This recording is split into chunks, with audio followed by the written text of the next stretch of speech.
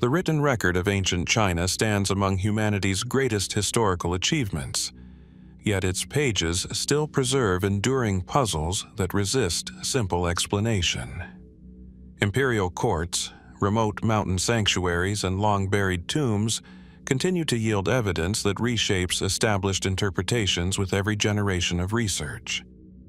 Their enduring legacy is found not only in what survives, but also in what remains uncertain. Settle in as we uncover the evidence, the unanswered clues, and the events that continue to challenge historians today. Morning mist drifts across the eastern shoreline of China, where gray waves roll steadily toward the land before disappearing into the vast horizon. Along this coastline, generations of fishermen have watched the same restless sea that once carried imperial ships into waters beyond the edge of the known world. The tides erase footprints within moments, yet history has preserved the memory of one remarkable voyage that ended not with a triumphant return, but with enduring silence. Somewhere beyond these waters, according to ancient chronicles, Xu Hu sailed away in search of immortality and was never seen again. The story begins during the reign of Qin Shi Huang, the first emperor to unite China in 221 BC. Determined to secure both political power and eternal life, the emperor invested enormous resources into finding an elixir that could defeat death itself. Court physicians, scholars, and alchemists competed to satisfy his growing obsession. Among them was Xu Hu, a figure described in historical texts as a court official, scholar, and practitioner familiar with mystical traditions. Ancient records, particularly those written by the historian Sima Qian in the Records of the Grand Historian, describe Xu Hu's proposal to the emperor. He claimed that far out in the eastern sea lay sacred islands inhabited by immortals.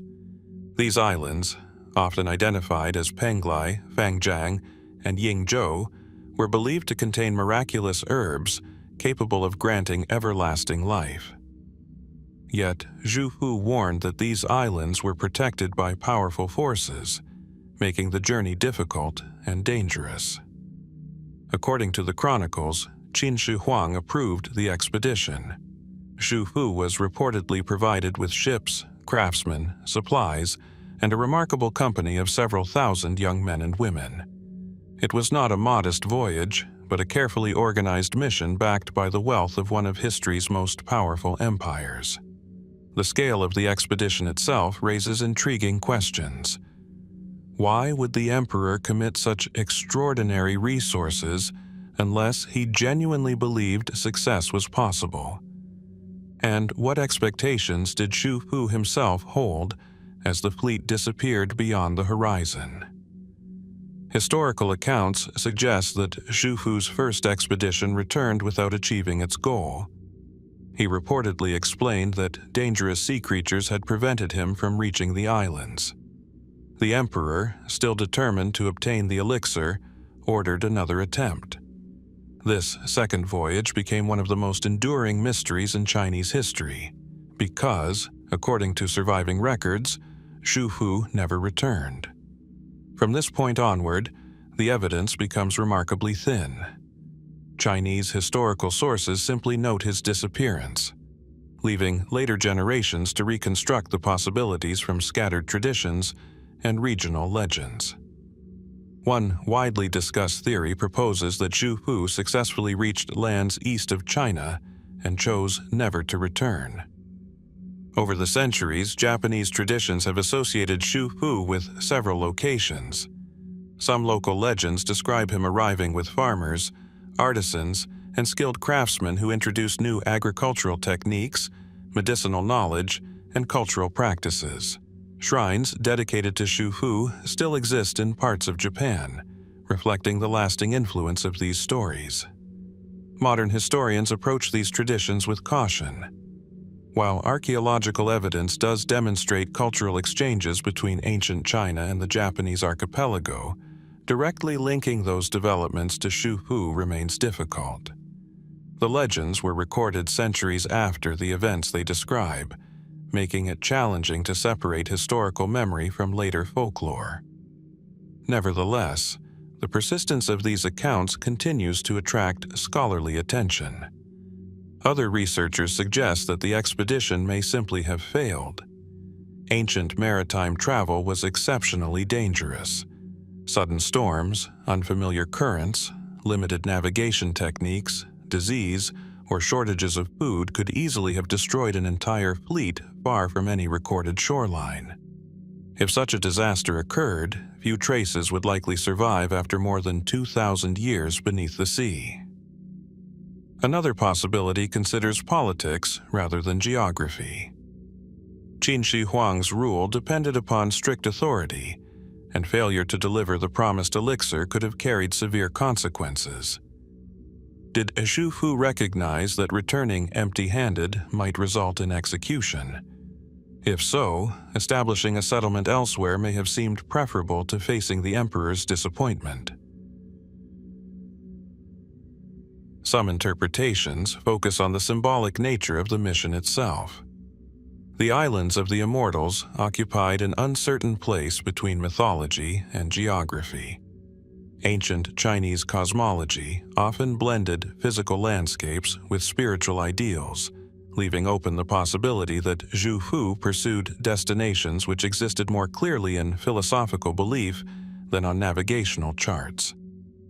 Was the expedition searching for an actual place or pursuing an ideal that could never truly be reached? There are also more speculative perspectives suggesting that Xu Fu intentionally concealed his destination from the very beginning, using the emperor's desire for eternal life to secure resources for a planned migration. While no direct evidence confirms such an interpretation, it illustrates how the historical gaps invite competing explanations without allowing any single theory to dominate. Even today, archaeologists, historians, and maritime researchers continue examining ancient texts, coastal settlements, and regional traditions for clues. Every newly translated manuscript, every excavation along East Asian coastlines, and every re-examination of early navigation adds another small piece to an enduring puzzle. Yet the final chapter remains unwritten, suspended somewhere between documented history, oral tradition, and the limitless horizon that swallowed Xu Fu's fleet more than 2 millennia ago. As Xu Fu's fleet faded into the distant horizon, taking with it unanswered questions that have endured for more than 2,000 years, another mystery gradually emerged much closer to the heart of imperial authority. This time, the object of fascination was not a ship crossing unknown seas, but a single piece of carved jade said to embody the legitimacy of an empire. Unlike Xu Fu, whose fate disappeared beyond the ocean, the imperial seal of China remained visible for centuries before quietly slipping from the historical record, leaving behind one of the most enduring puzzles in Chinese history. Imagine entering the grand audience hall of an imperial palace. Tall wooden pillars rise toward elaborately painted ceilings, while officials dressed in silk robes kneel in careful silence before the emperor. On a richly decorated table rests an object no larger than 2 hands placed together, a square seal carved from luminous jade, topped with an intricately sculpted dragon. Though modest in size, its significance outweighs nearly every treasure within the palace walls. Possessing this seal meant possessing the recognized authority to rule all under heaven.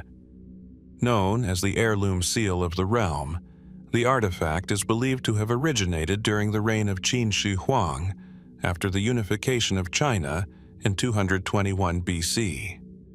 According to traditional accounts, it was carved from the famous Heshi Jade, a remarkable stone already celebrated long before the rise of the Qin dynasty.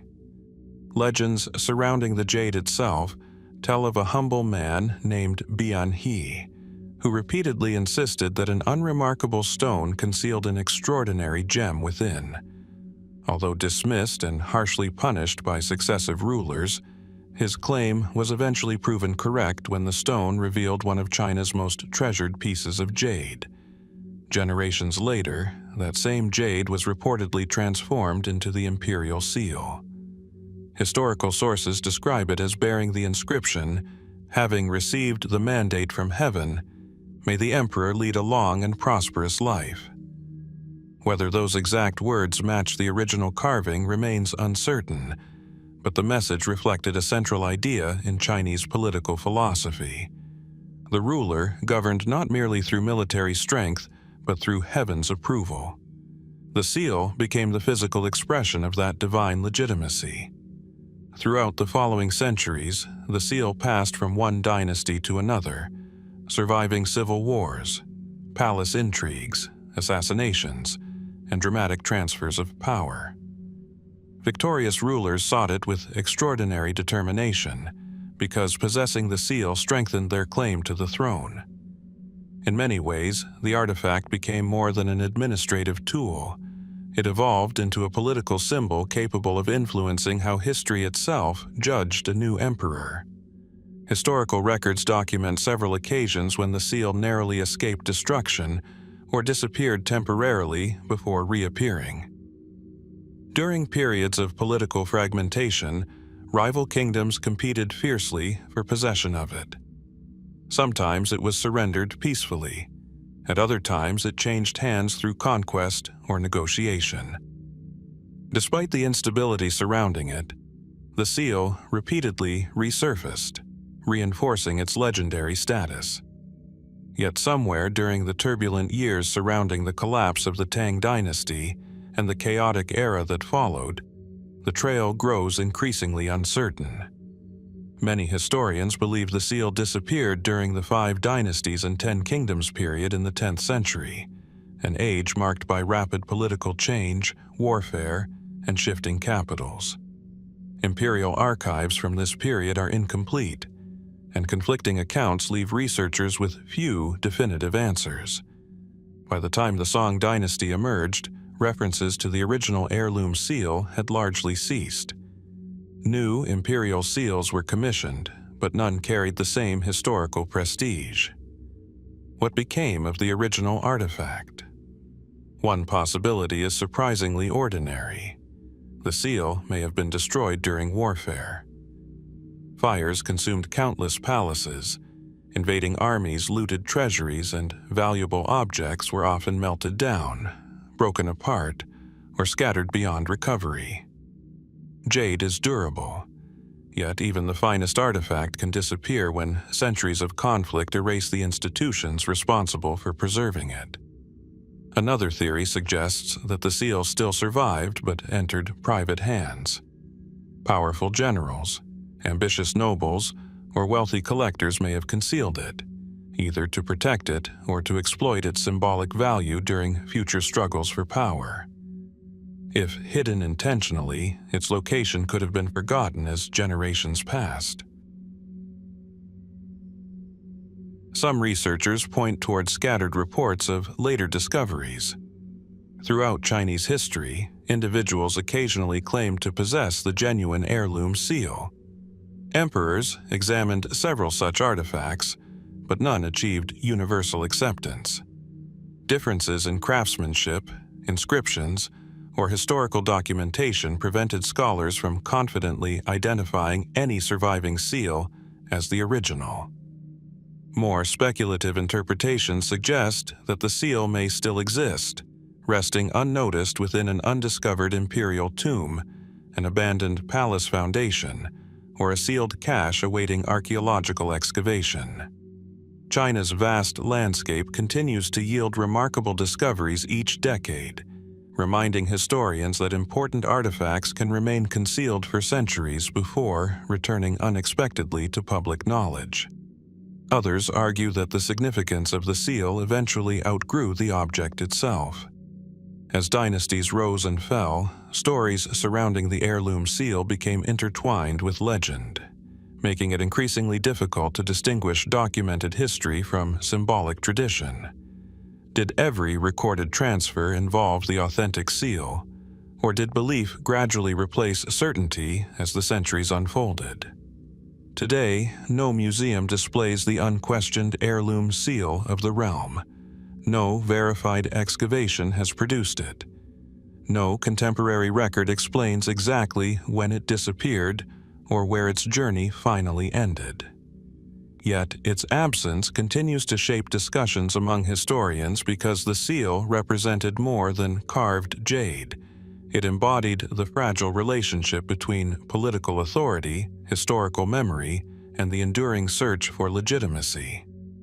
Somewhere within China's immense historical record, perhaps another overlooked clue still waits to reveal whether the empire's most celebrated symbol was truly lost, or simply passed beyond the reach of history. Just as the fate of the imperial seal faded into uncertainty despite centuries of careful record-keeping, another chapter in China's past reminds us that even comparatively recent events can remain clouded by unanswered questions. This time, the mystery does not center on a priceless artifact, but on the sudden death of an emperor whose final days unfolded behind the silent walls of the Forbidden City, where political ambition, personal isolation, and imperial tradition converged in ways historians continue to examine. Within the heart of Beijing stands the Forbidden City, a vast complex of crimson walls, golden rooftops, and carefully ordered courtyards. Even today, its architecture conveys an overwhelming sense of ceremony and control. Every gate, every marble staircase, and every audience hall reflects a world governed by ritual, hierarchy, and carefully managed appearances. Yet, behind these magnificent buildings, decisions affecting millions were often made in private chambers, beyond the reach of ordinary witnesses. It was here, in November 1908, that Emperor Guangxu spent the final hours of his life. By the beginning of the 20th century, the Qing dynasty faced enormous challenges. Foreign powers exerted increasing influence. Internal rebellions had weakened imperial authority, and many officials recognized that sweeping reforms would be necessary if the dynasty hoped to survive. Emperor Guangxu, who had ascended the throne as a child, gradually came to support modernization inspired by developments taking place elsewhere in the world. His most ambitious effort became known as the 100 Days Reform in 1898. During a remarkably brief period, the emperor approved proposals aimed at restructuring education, modernizing the military, reforming government administration, and encouraging industrial development. Many younger scholars welcomed these initiatives, believing they offered the Qing dynasty a realistic opportunity to strengthen itself during a period of profound international change. Not everyone agreed. Among the most influential figures at court was Empress Dowager Cixi, who had exercised enormous political authority for decades. Concerned that the reforms threatened both stability and established institutions, she moved decisively. The reform movement collapsed. Several of its leading supporters were executed or imprisoned, and Emperor Guangxu himself was effectively placed under house arrest within the Forbidden City. For the next 10 years, although he technically remained emperor, his ability to govern was severely limited. Visitors described him as isolated, closely monitored, and largely removed from meaningful political decision-making. Official ceremonies continued, yet real authority rested elsewhere. The contrast between imperial title and political reality became increasingly striking. Then came the events of November 1908. On November 14th, Emperor Guangxu died unexpectedly at the age of 37. Less than 24 hours later, Empress Dowager Cixi also passed away. The timing immediately attracted attention. Official announcements attributed Guangxu's death to illness. Contemporary reports mentioned declining health, physical weakness, and years of medical difficulties. Court physicians had documented various ailments over time, making a natural death appear plausible to many observers. Yet, the remarkable coincidence of the emperor dying only one day before the woman who had dominated Qing politics for decades inevitably encouraged speculation. Could the sequence of events have been entirely coincidental? Or did political calculations influence what happened during those final days? For decades, historians debated these possibilities largely through written records, memoirs, and conflicting eyewitness accounts. Some argued that Guangxu's health had genuinely deteriorated after years of confinement and emotional strain. Others suspected that someone within the imperial court may have decided the emperor should not outlive Empress Dowager Cixi, fearing that he might reverse existing political arrangements if he regained authority. The question remained unresolved for nearly a century. Then, scientific analysis introduced an important new piece of evidence. In the early 21st century, researchers examined samples of the emperor's remains using modern forensic techniques. Their findings revealed extraordinarily high concentrations of arsenic, far beyond levels expected from normal environmental exposure. The results strongly suggested that Emperor Guangxu died from acute arsenic poisoning rather than natural illness. The discovery answered one question while creating several others. If poisoning caused his death, who administered it? No surviving document provides a definitive answer. Historians continue to evaluate several possibilities, each supported by varying degrees of circumstantial evidence but lacking conclusive proof. One frequently discussed theory focuses on officials loyal to Empress Dowager Cixi. If they believed Guangxu might reclaim authority after her death, eliminating him beforehand could have prevented political uncertainty.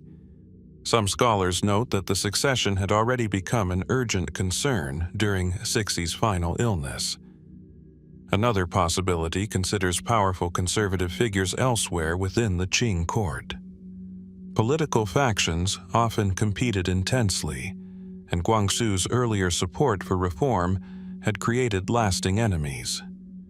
Individuals fearing future retaliation or renewed modernization efforts may have viewed his survival as a threat. A smaller number of interpretations suggest that the emperor's death may have resulted from a complex network of court rivalries rather than the decision of a single individual. Imperial politics during the dynasty's final years involved numerous competing interests, making it difficult to assign responsibility with confidence. There are also historians who urge caution despite the forensic findings. While arsenic poisoning appears well supported scientifically, identifying the person responsible remains a far greater challenge. The surviving documentary evidence is incomplete. Many first-hand witnesses left contradictory accounts, and some crucial records may never have existed or may have been deliberately destroyed. Today, visitors walking through the quiet courtyards of the Forbidden City often admire its architectural beauty without realizing how many unresolved human stories unfolded within its walls. Emperor Guangxu's life reflects an empire struggling to adapt during a period of immense change, while his death remains one of the Qing dynasty's most compelling historical puzzles. Scientific evidence has illuminated part of the story, yet the identity of the hand that may have delivered the poison and the motives behind that final act continue to invite careful reflection, leaving one enduring question suspended within the silence of the imperial palace. The unanswered questions surrounding Emperor Guangxu remind us that the fate of a ruler can alter the course of history in ways that remain difficult to reconstruct. Yet, if the final days of the Qing emperor are veiled by incomplete records, an even older mystery reaches back more than 2,000 years to the birth of imperial China itself. There, amid political intrigue and carefully orchestrated succession, one heir to the throne seems to fade almost entirely from the historical stage, leaving historians to ask not only how he disappeared, but whether his story was deliberately erased. North of the Wei River, the landscape gradually rises toward the immense burial mound of Qinshi Huang. From a distance, it resembles a natural hill surrounded by quiet fields, concealing one of the greatest archaeological complexes ever discovered. Beneath the earth lies an emperor whose ambition reshaped China forever, guarded by thousands of life-sized terracotta warriors standing silently in precise military formation. Yet, while the army has captured the world's imagination, another puzzle remains hidden not underground, but within the surviving historical record itself: the uncertain fate of the emperor's rightful heir. Qinshi Huang united the rival states of China in 221 BC, creating the Qin dynasty and establishing a centralized empire unlike anything that had existed before. His government standardized weights, measurements, currency, and writing, while vast construction projects transformed the landscape. The Great Wall's earliest connected fortifications, extensive road networks, and monumental palaces reflected both extraordinary administrative ability and relentless determination. Like many rulers, however, Qin Shi Huang eventually faced a question that every empire must answer: who would inherit the throne? Most historical accounts identify his eldest surviving son, Crown Prince Fusu, as the leading candidate. Contemporary descriptions portray Fusu as intelligent, capable, and at times willing to question his father's harsh policies. According to the records of the Grand Historian, he reportedly criticized the severe punishment of scholars and officials during one of the emperor's controversial campaigns against intellectual dissent. Rather than rewarding his honesty, Qin Shi Huang sent Fusu away from the capital to serve alongside the respected general Meng Tian on the northern frontier. This decision would later become enormously significant. In 210 BC, Qin Shi Huang died unexpectedly while traveling through eastern China during one of his imperial inspection tours. His death presented an immediate political crisis. The emperor had ruled through personal authority, and the stability of the newly unified empire depended upon a smooth transfer of power. Yet, instead of announcing the emperor's death immediately, senior court officials reportedly kept it secret. According to traditional historical accounts, the emperor's body was transported back toward the capital in a sealed carriage, while attendants concealed the smell of decomposition by carrying carts of salted fish nearby. Whether every detail of this famous story is literally accurate remains uncertain, but historians generally agree that efforts were made to delay public knowledge of the emperor's death until succession plans had been arranged. At the center of those plans stood two influential figures: the chief eunuch Zhao Gao and Chancellor Li Si. Ancient sources claim that the emperor had prepared a final decree naming Fusu as his successor. However, Zhao Gao and Li Si allegedly forged an alternative document ordering Fusu to take his own life instead. The false decree also commanded General Meng Tian to commit suicide. Faced with what appeared to be his father's direct command, Fusu reportedly obeyed without resistance. His younger brother Huhai then ascended the throne as Qin Ershi, the second emperor. If these events unfolded exactly as described, they represent one of the most consequential acts of political deception in Chinese history. The legitimate heir disappeared, not through open conflict, but through a carefully manipulated message delivered hundreds of kilometers from the imperial court. Yet historians continue to debate important details. The primary account comes from Sima Qian, writing decades after the fall of the Qin dynasty. Although his work remains one of China's greatest historical achievements, he relied upon earlier documents, oral testimony, and official records that were themselves shaped by political circumstances. Could later generations have simplified the story into a clear tale of betrayal? Or did the events occur much as the surviving texts describe? Another intriguing question concerns Fusu himself. Was he truly as obedient as tradition suggests?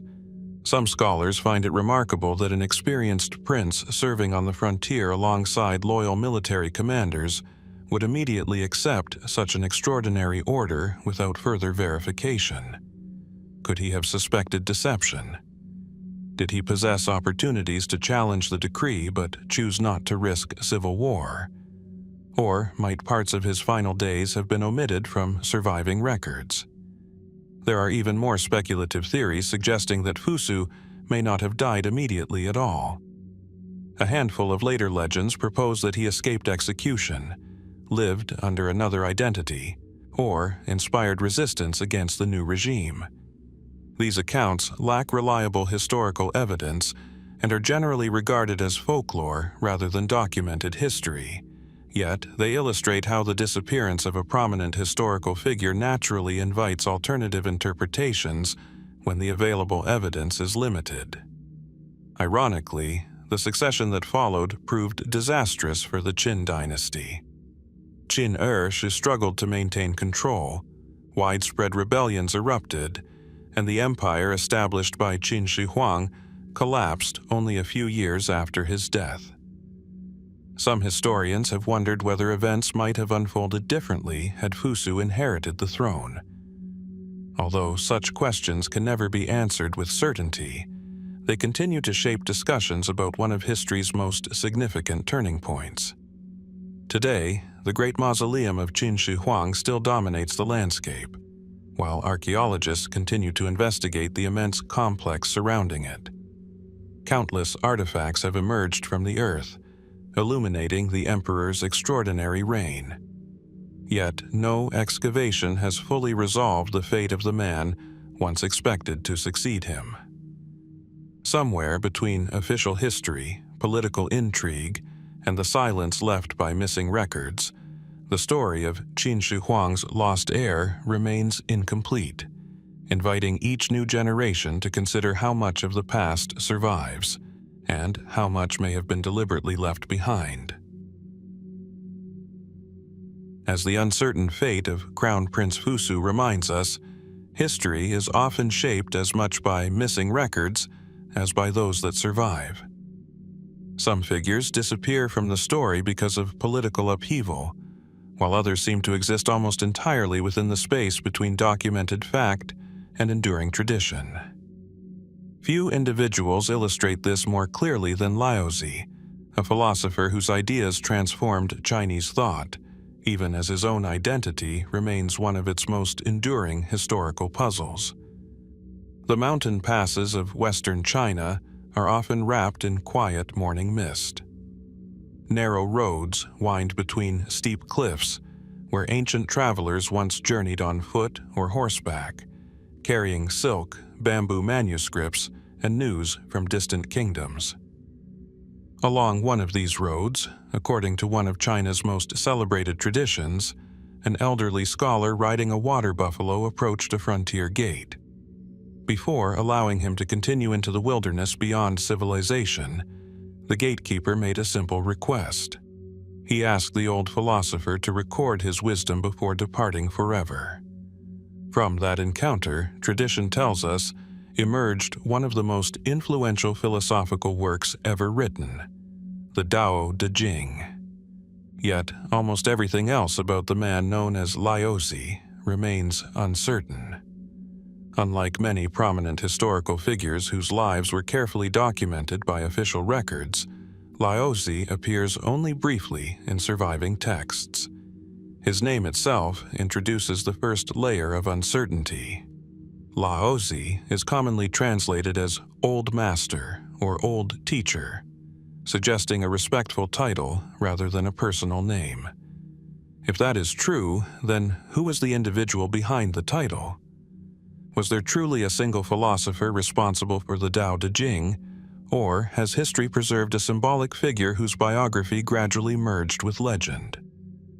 The earliest substantial account appears in the records of the Grand Historian, written by Sima Qian during the Han Dynasty, centuries after Laozi is believed to have lived. Even Sima Qian openly acknowledged uncertainty. Rather than presenting one clear biography, he recorded multiple traditions, admitting that reliable information was difficult to obtain. According to the best-known version, Laozi served as an archivist in the royal court of the Zhou Dynasty. Surrounded by official documents, historical chronicles, and ceremonial records, he would have occupied a position uniquely suited for deep reflection upon politics, society, and human nature. The archives represented more than administrative storage. They preserved the accumulated memory of generations. As political instability gradually weakened the Zhou state, Laozi reportedly became disillusioned with public life. Choosing to leave civilization behind, he traveled westward toward the frontier. There, before crossing beyond the empire's borders, the gatekeeper Yin Shi persuaded him to write down his teachings. The resulting manuscript, traditionally consisting of around 5,000 Chinese characters, became the Tao Te Ching.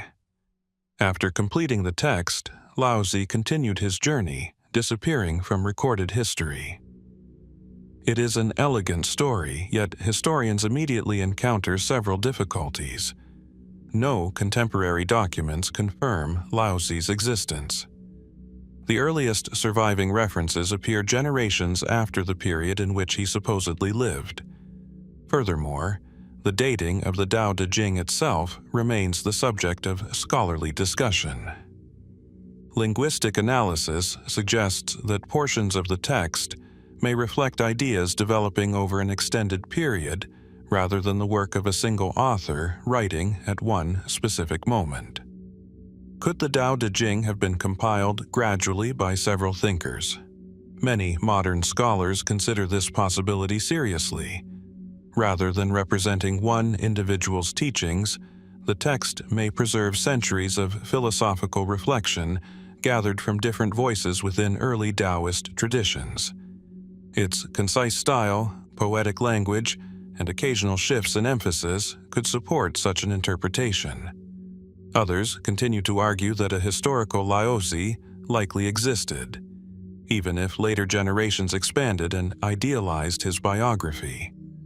Ancient societies often preserved the memory of influential teachers through oral tradition long before detailed written biographies became common. Over time, stories naturally accumulated, blending authentic recollections with symbolic narratives intended to express deeper philosophical truths. Another fascinating question concerns Laozi's relationship with Confucius. Several traditional accounts describe a meeting between the two philosophers. In these stories, Confucius visits the older master seeking advice and leaves deeply impressed by Laozi's wisdom. The conversations provide memorable contrasts between two influential schools of thought that would shape Chinese civilization for centuries. But did the meeting actually occur? Chronology complicates the question. While the traditional dates make such an encounter possible, certainty remains elusive. Some historians believe these stories were created later to symbolically connect two great philosophical traditions, rather than document an actual historical event. As Taoism developed over subsequent centuries, Laozi's image continued to evolve.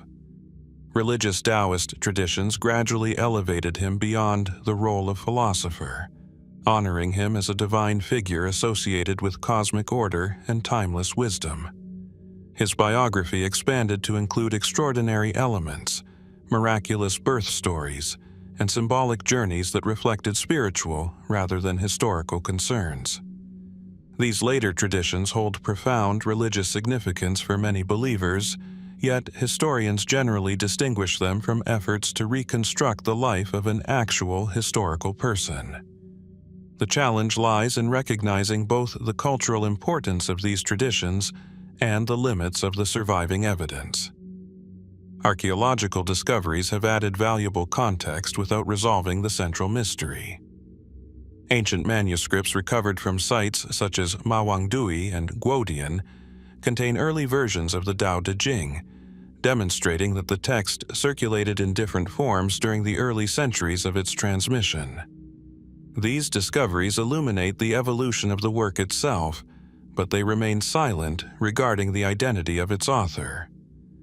Today, the words attributed to Laozi continue to be read throughout the world, influencing philosophy, literature, leadership, and spiritual practice. His ideas have traveled farther than anyone in the ancient world could have imagined. Yet, the man behind those words remains elusive. Was Laozi a single philosopher whose life inspired generations, a title representing several teachers, or a symbolic figure whose identity gradually emerged from centuries of shared wisdom? Between history, literature, and tradition, his true face remains just beyond the reach of certainty, inviting us to consider whether some of the greatest voices of the past are remembered more clearly through their ideas than through the lives they once lived. As the figure of Laozi slowly recedes into the uncertain space between history and tradition, another life emerges from the records with far greater political consequence. Unlike the philosopher whose identity remains elusive, Crown Prince Fusu appears clearly in the Chronicles. Yet, the circumstances surrounding his final moments continue to invite careful scrutiny. His death was not merely the end of a prince's life. It marked a turning point that altered the future of China's first unified empire. Far beyond the imperial capital, the northern frontier stretched across rugged mountains and open plains where watchtowers overlooked distant horizons. Soldiers stood guard against raids from nomadic tribes, while smoke signals carried urgent messages from one fortress to the next. Here, far from the ceremonies of the royal court, Crown Prince Fusu spent the final chapter of his life. The silence of this frontier contrasted sharply with the political tension unfolding hundreds of kilometers away, where the death of an emperor threatened to unravel the stability of an entire empire. Fusu was the eldest surviving son of Qin Huang, the ruler who unified China in 221 BC and established the Qin Dynasty. Historical accounts portray the prince as thoughtful, disciplined, and willing to question policies he believed were unnecessarily severe. One of the best-known episodes from his life describes his criticism of the emperor's harsh treatment of scholars during campaigns intended to suppress dissenting ideas. Rather than rewarding such honesty, Qin Huang ordered Fusu to leave the capital and serve alongside the distinguished General Mang on the northern frontier.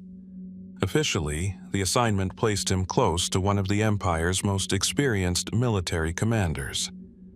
Whether this represented punishment, practical military training, or a strategic political decision remains open to interpretation. For several years, Fusu remained distant from the center of power. Then, in 210 BC, everything changed. While traveling through eastern China on an imperial inspection tour, Qin Huang died unexpectedly. The emperor's passing created an immediate succession crisis. Because the empire depended heavily upon centralized authority, any uncertainty surrounding the transfer of power carried enormous political risks. According to the records of the Grand Historian, two senior officials, Chancellor Li Si and the influential court eunuch Zhao Gao, concealed the emperor's death while the imperial entourage returned toward the capital. During this journey, they allegedly forged an imperial decree. The document reportedly ordered Crown Prince Fusu to end his own life. At the same time, it instructed General Mang to commit suicide as well. Here, the historical narrative becomes particularly compelling. The surviving accounts state that Fusu accepted the decree without resistance.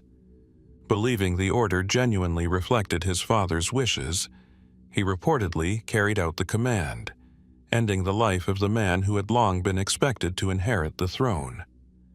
Mang Tian, however, reacted differently.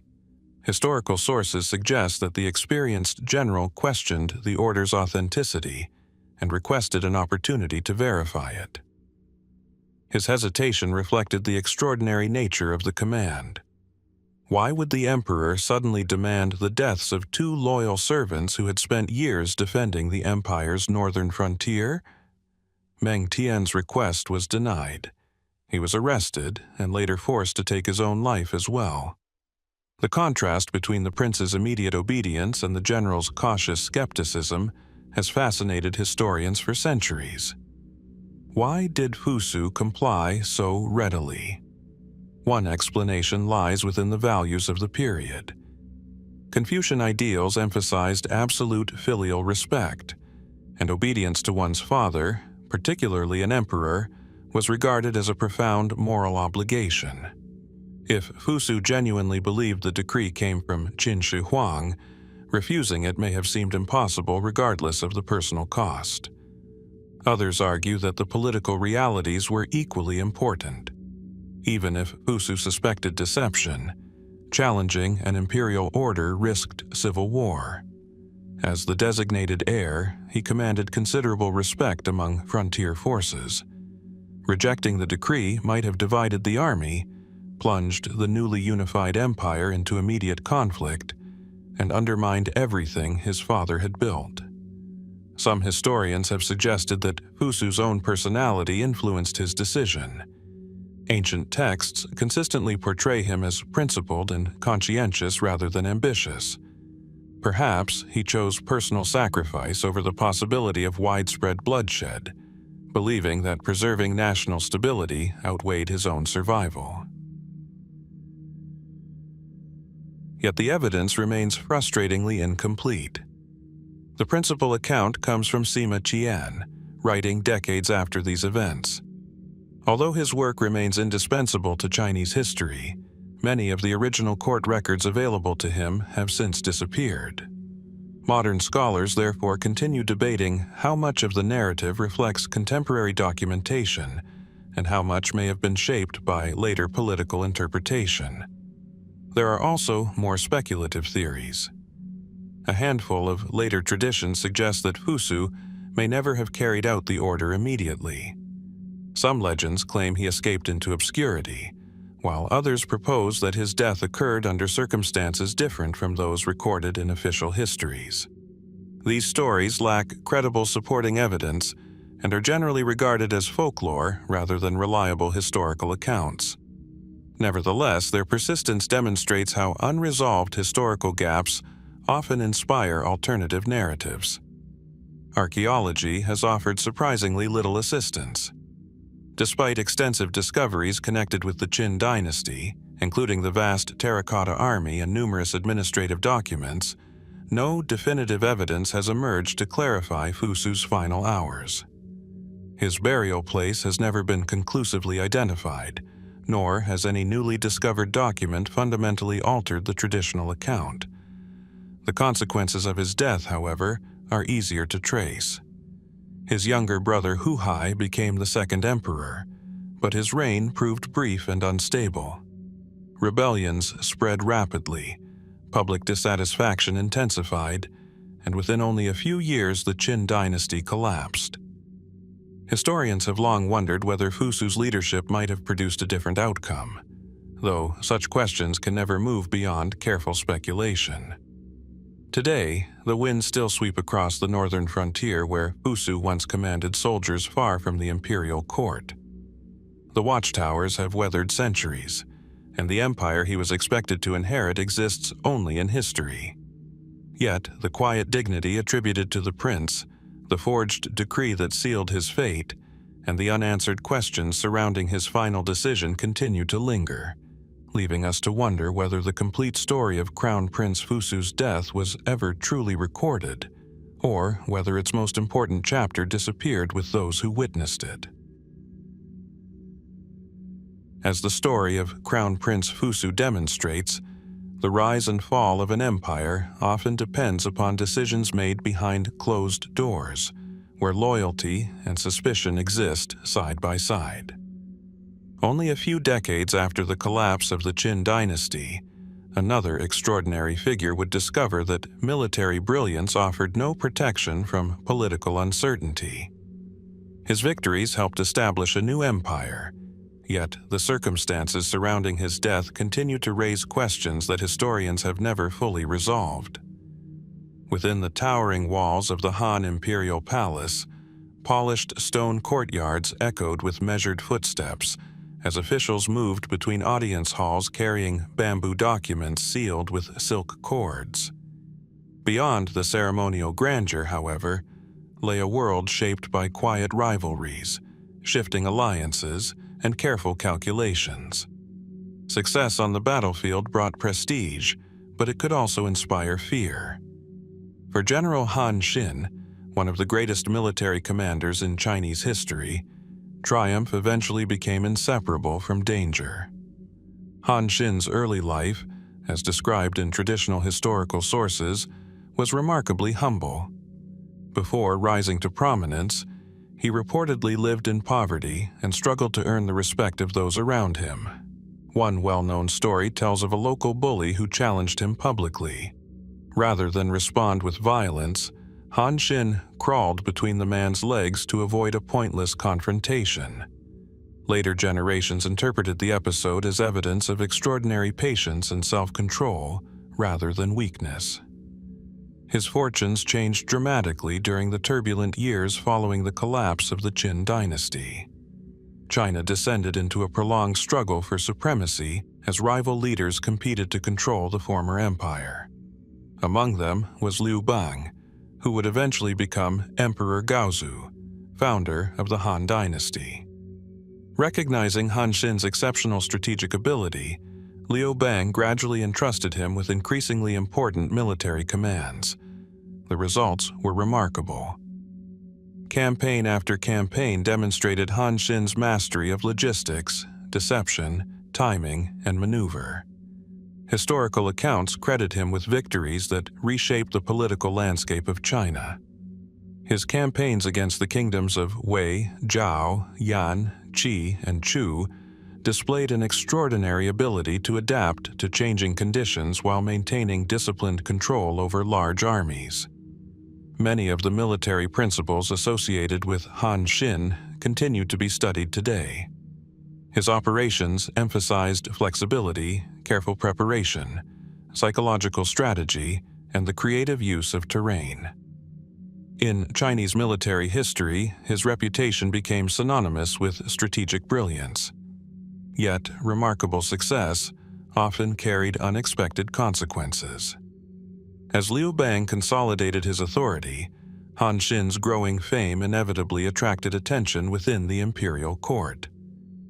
A commander capable of defeating powerful kingdoms also commanded the loyalty of experienced soldiers. In an age when dynasties frequently rose through military rebellion, such influence could appear reassuring or deeply unsettling. Historical records suggest that relations between Emperor Guangxu and Han Xin gradually became more complicated after the establishment of the Han Dynasty. Although Han Xin received noble titles and prestigious appointments, his authority was steadily reduced. He was first granted the title King of Chu, then reassigned, later demoted, and eventually required to remain much closer to the imperial capital. Were these routine political adjustments or signs of increasing mistrust? The surviving sources allow room for both interpretations. According to the records of the Grand Historian, Han Xin eventually became entangled in accusations of conspiracy. Some accounts claim that associates of the general were implicated in alleged plots against the emperor. Whether Han Xin actively participated in any rebellion remains one of the central uncertainties surrounding his life. In 196 BC, events reached their dramatic conclusion. While Emperor Guangxu was reportedly away on campaign, Empress Lu and the senior minister Xiao He devised a plan to summon Han Xin to the Changle Palace. Historical accounts describe how he was informed that important military news required his immediate presence. Trusting the message, particularly because it came through Xiao He, an official who had long supported his career, Han Xin entered the palace. He never emerged alive. According to traditional narratives, Han Xin was arrested and executed inside the palace complex. But what exactly had he done? The official explanation accused him of participating in a conspiracy against the emperor. Such charges were treated with the utmost seriousness, particularly during the fragile early years of a newly established dynasty. If genuine evidence existed, swift action would have been considered necessary to preserve political stability. Yet historians have debated the accusations for centuries. Some scholars argue that the charges may indeed have reflected a real threat. Han Xin possessed immense military experience, enjoyed considerable prestige, and may have maintained connections with former regional rulers dissatisfied with Han authority. In this interpretation, the court acted against a genuine risk before rebellion could develop. Others remain unconvinced. The available evidence is largely derived from official historical works compiled under later Han rule, where political considerations inevitably influenced how sensitive events were recorded. Could the allegations have been exaggerated, or even fabricated, to justify eliminating an exceptionally capable general whose popularity inspired concern? Another question centers on Xiao He. Earlier in Han Xin's career, Xiao He had famously recognized his talent and persuaded Liu Bang to appoint him to high command. His recommendation transformed Han Xin from an overlooked officer into one of China's greatest military leaders. Why, then, would the same official later participate in the events leading to his execution? Some historians suggest Xiao He acted reluctantly, believing loyalty to the dynasty outweighed personal friendship. Others wonder whether he had little choice in the matter once suspicions had reached the highest levels of government. The historical sources provide no definitive answer. More speculative interpretations portray Han Xin as the victim of court politics rather than proven conspiracy. Throughout history, newly established rulers have often viewed highly successful generals with caution. Once peace replaces war, commanders who once secured victory may gradually become perceived as potential rivals. Whether Han Xin truly intended rebellion or merely possessed the ability to lead one remains impossible to determine with certainty. Today, Han Xin's military achievements continue to earn admiration from historians and strategists alike. His campaigns helped shape the Han Dynasty, one of China's most influential imperial eras. Yet, the circumstances surrounding his final days remain remarkably difficult to untangle. Within the quiet halls where he accepted what appeared to be a routine summons, the distinction between justice, precaution, and political necessity may have disappeared forever, leaving behind a question that still echoes through Chinese history. Was Han Xin executed for a conspiracy that truly existed, or for one that powerful figures feared might someday become reality? The fate of General Han Xin illustrates how the official record can preserve an event while leaving its true meaning uncertain. Centuries later, another ruler would disappear into an even deeper historical shadow. In this case, there was no confirmed body, no universally accepted account of death, and no final resting place that historians could identify with confidence. Instead, there remained only smoke, scattered testimony, and a question that has endured since the early years of the Ming Dynasty. At the center of Nanjing, the stone walls of the Ming Imperial Palace once enclosed one of the most powerful courts in East Asia. Broad, ceremonial avenues led toward magnificent audience halls, while watchtowers overlooked carefully planned gardens and administrative compounds. In the summer of 1402, however, this orderly world descended into chaos. Flames rose above the palace roofs, smoke drifted across the capital, and within hours, the emperor himself seemed to disappear from history. Emperor Jianwen inherited the throne in 1398, following the death of his grandfather, the Hongwu Emperor, founder of the Ming Dynasty. Still relatively young, Jianwen assumed control of an empire that had only recently emerged from years of warfare and consolidation. Although the dynasty appeared stable from the outside, a difficult challenge awaited the new ruler almost immediately. The Hongwu emperor had granted extensive military authority to many of his sons, appointing them as powerful regional princes responsible for defending the empire's frontiers. These princes commanded experienced armies and governed large territories with considerable independence.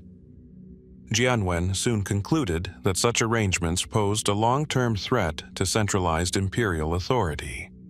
His government therefore introduced a series of policies designed to reduce the influence of these princes.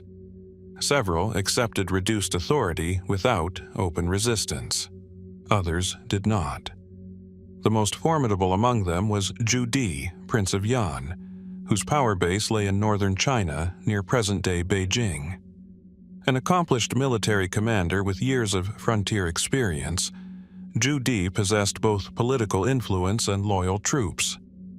In 1399, he launched what became known as the Zheng campaign, presenting his military action as an effort to remove allegedly corrupt officials surrounding the young emperor. Civil war followed. For 3 years, imperial forces and Zhu Di's armies fought across northern China. The conflict gradually shifted in Zhu Di's favor as experienced commanders, strategic maneuvering, and battlefield successes weakened Jianwen's position. Finally, in July 1402, Zhu Di's troops entered the imperial capital of Nanjing. What happened next remains one of the great mysteries of imperial Chinese history. According to official Ming records compiled under Zhu Di's reign, a devastating fire consumed portions of the imperial palace during the final assault. After the flames were extinguished, several badly burned bodies were reportedly discovered within the ruins. These remains were identified as Emperor Jianwen, the Empress, and members of the imperial household. The succession appeared complete. Zhu Di ascended the throne as the Yongle Emperor, beginning one of the most influential reigns in Chinese history. He relocated the imperial capital to Beijing, oversaw construction of the Forbidden City, sponsored the famous maritime expeditions of Zheng, and expanded the dynasty's influence across much of Asia. Yet, almost immediately, doubts began to emerge. Were the bodies recovered from the palace truly those of Emperor Jianwen and his family? The official account offered few details regarding identification. Given the intensity of the fire, certainty would have been extremely difficult. Furthermore, the historical record itself had come under the control of the victorious regime. Like many rulers throughout history, the Yongle Emperor possessed strong incentives to present a clear and legitimate conclusion to the civil war. Alternative traditions soon developed. One of the most enduring claims suggests that Emperor Jianwen escaped the burning palace disguised as a Buddhist monk. According to this account, loyal attendants secretly guided him through hidden passages or lesser-used palace exits before Zhu Di's soldiers secured the complex. Abandoning imperial life, the former emperor allegedly spent the remainder of his years traveling quietly through monasteries and remote provinces under an assumed identity. These stories proved remarkably resilient. During later centuries, reports occasionally surfaced describing elderly monks who were rumored to be the missing emperor. Some local traditions even identified specific temples where Jianwen supposedly lived in secrecy. While these accounts remain impossible to verify and lack contemporary documentary support, they reveal how deeply the uncertainty surrounding his fate entered Chinese historical memory. Another intriguing aspect involves the Yongle Emperor himself. Several historical episodes have encouraged speculation that he may not have been entirely convinced of Jianwen's death. Historical records indicate that the Yongle court periodically searched for individuals claiming connections to the former emperor. Some historians interpret these investigations as ordinary efforts to suppress political rumors. Others wonder whether they reflected genuine concern that Jianwen might still be alive somewhere within the empire. There are also more practical explanations. The confusion surrounding the fall of Nanjing was considerable. Fires, military occupation, and widespread destruction created ideal conditions for conflicting reports and mistaken identities. It is entirely possible that uncertainty developed naturally rather than through deliberate concealment. If so, the mystery reflects the limitations of historical evidence rather than an organized effort to erase the truth. Archaeology has so far provided little resolution. No conclusively identified tomb belonging to Emperor Jianwen has ever been discovered. Unlike many Chinese emperors whose burial sites are well documented, his final resting place remains unknown.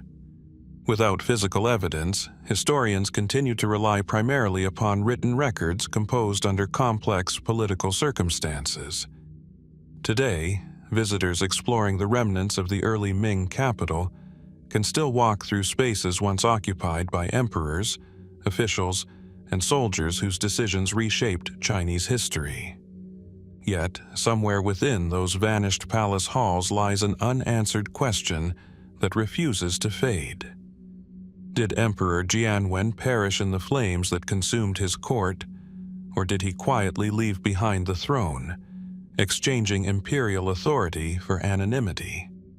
More than 6 centuries later, the silence surrounding his final journey remains as compelling as ever, waiting for evidence that may, or may never, emerge from the pages of history. As uncertainty continues to surround the fate of Emperor Jianwen, the reign of the ruler who replaced him offers another historical puzzle of a very different kind. The Yongle emperor left behind magnificent monuments, expanded imperial influence, and sponsored some of the greatest maritime expeditions ever undertaken. Yet, despite the scale of those remarkable voyages, many of the official records that could have revealed their full story have disappeared, leaving historians to reconstruct an extraordinary chapter of world history from scattered fragments. At sunrise, the harbor of Nanjing would once have been alive with movement. Towering wooden ships rested at anchor, their enormous masts rising above the morning mist like a forest of towering pines. Sailors tightened thick hemp ropes, while craftsmen loaded porcelain, silk, copper coins, and carefully packed gifts intended for distant kingdoms. Officials carrying bamboo documents moved along the docks, recording supplies, cargo, destinations, and diplomatic instructions. Every departure required careful planning, meticulous record-keeping, and coordination on a scale rarely seen in the medieval world. These were the fleets commanded by Zheng. Born in Yunnan during the final years of Mongol rule, Zheng entered imperial service after being captured as a young boy during the Ming conquest of the region. He later became a trusted court official serving Zhu Di, who ascended the throne as the Yongle emperor following the civil war that reshaped the dynasty. Beginning in 1405, Zheng led the first of 7 remarkable maritime expeditions that would continue for nearly 3 decades. Contemporary sources describe hundreds of vessels sailing together across the South China Sea and the Indian Ocean, carrying thousands of sailors, interpreters, physicians, navigators, diplomats, craftsmen, soldiers, and merchants. Their destinations stretched across an immense geographical network. Historical records confirm visits to Southeast Asia, India, Sri Lanka, the Arabian Peninsula, and the eastern coast of Africa. Along the way, Zheng's fleet established diplomatic relations, exchanged valuable gifts, transported ambassadors, gathered knowledge about foreign cultures, and demonstrated the prestige of the Ming dynasty. Unlike later European voyages driven primarily by territorial conquest, the official purpose of Zheng's expeditions emphasized diplomacy, trade, and the expansion of imperial influence through tribute relationships. Exotic animals, precious materials and rare plants returned to China alongside detailed reports describing distant kingdoms, local customs, political conditions, and commercial opportunities. Fortunately, some of these accounts survive. Works such as Yingyai Shenglan, written by Ma Huan, one of Zheng He's interpreters, provide invaluable first-hand descriptions of the places visited during the voyages. Other members of the expeditions also left written observations, allowing historians to reconstruct portions of these remarkable journeys. Yet, compared with the scale of the expeditions themselves, the surviving documentation is surprisingly incomplete. Where are the official navigation charts? Where are the comprehensive imperial logs recording each voyage in detail? Where are the administrative archives documenting the planning, expenses, correspondence, and scientific observations generated by fleets involving tens of thousands of people? These questions have occupied historians for generations. One widely accepted explanation centers on political change within the Ming court. After the death of the Yongle emperor and the completion of Zheng He's final voyage in the early 1430s, imperial priorities gradually shifted. Court officials increasingly favored strengthening defenses against threats along China's northern frontier, rather than investing enormous resources in overseas expeditions. The maritime program came to an end. As new administrations reorganized government priorities, many naval records may simply have lost their perceived importance. Documents that once filled official archives could have been neglected, relocated, or discarded during routine bureaucratic changes. Another possibility involves deliberate destruction. Some historical accounts suggest that influential officials opposed the costly expeditions and viewed them as unnecessary extravagance. According to later traditions, certain records may have been intentionally destroyed to discourage future emperors from reviving similar maritime enterprises. One often cited story claims that senior official Liu Daxia deliberately concealed or removed important naval documents during the late 15th century, when later officials sought information about Zheng He's voyages. Although this account appears in later historical sources and remains debated among scholars, it has become one of the most frequently discussed explanations for the disappearance of key records. Whether these documents were actually destroyed, misplaced, or simply scattered remains uncertain. There are also practical considerations. The Ming bureaucracy produced an enormous quantity of administrative paperwork. Fires, floods, warfare, insects, humidity, and the natural deterioration of paper over centuries have resulted in the loss of countless historical documents unrelated to Zheng He. The absence of complete records may therefore reflect the ordinary vulnerability of archives rather than any coordinated attempt to erase history.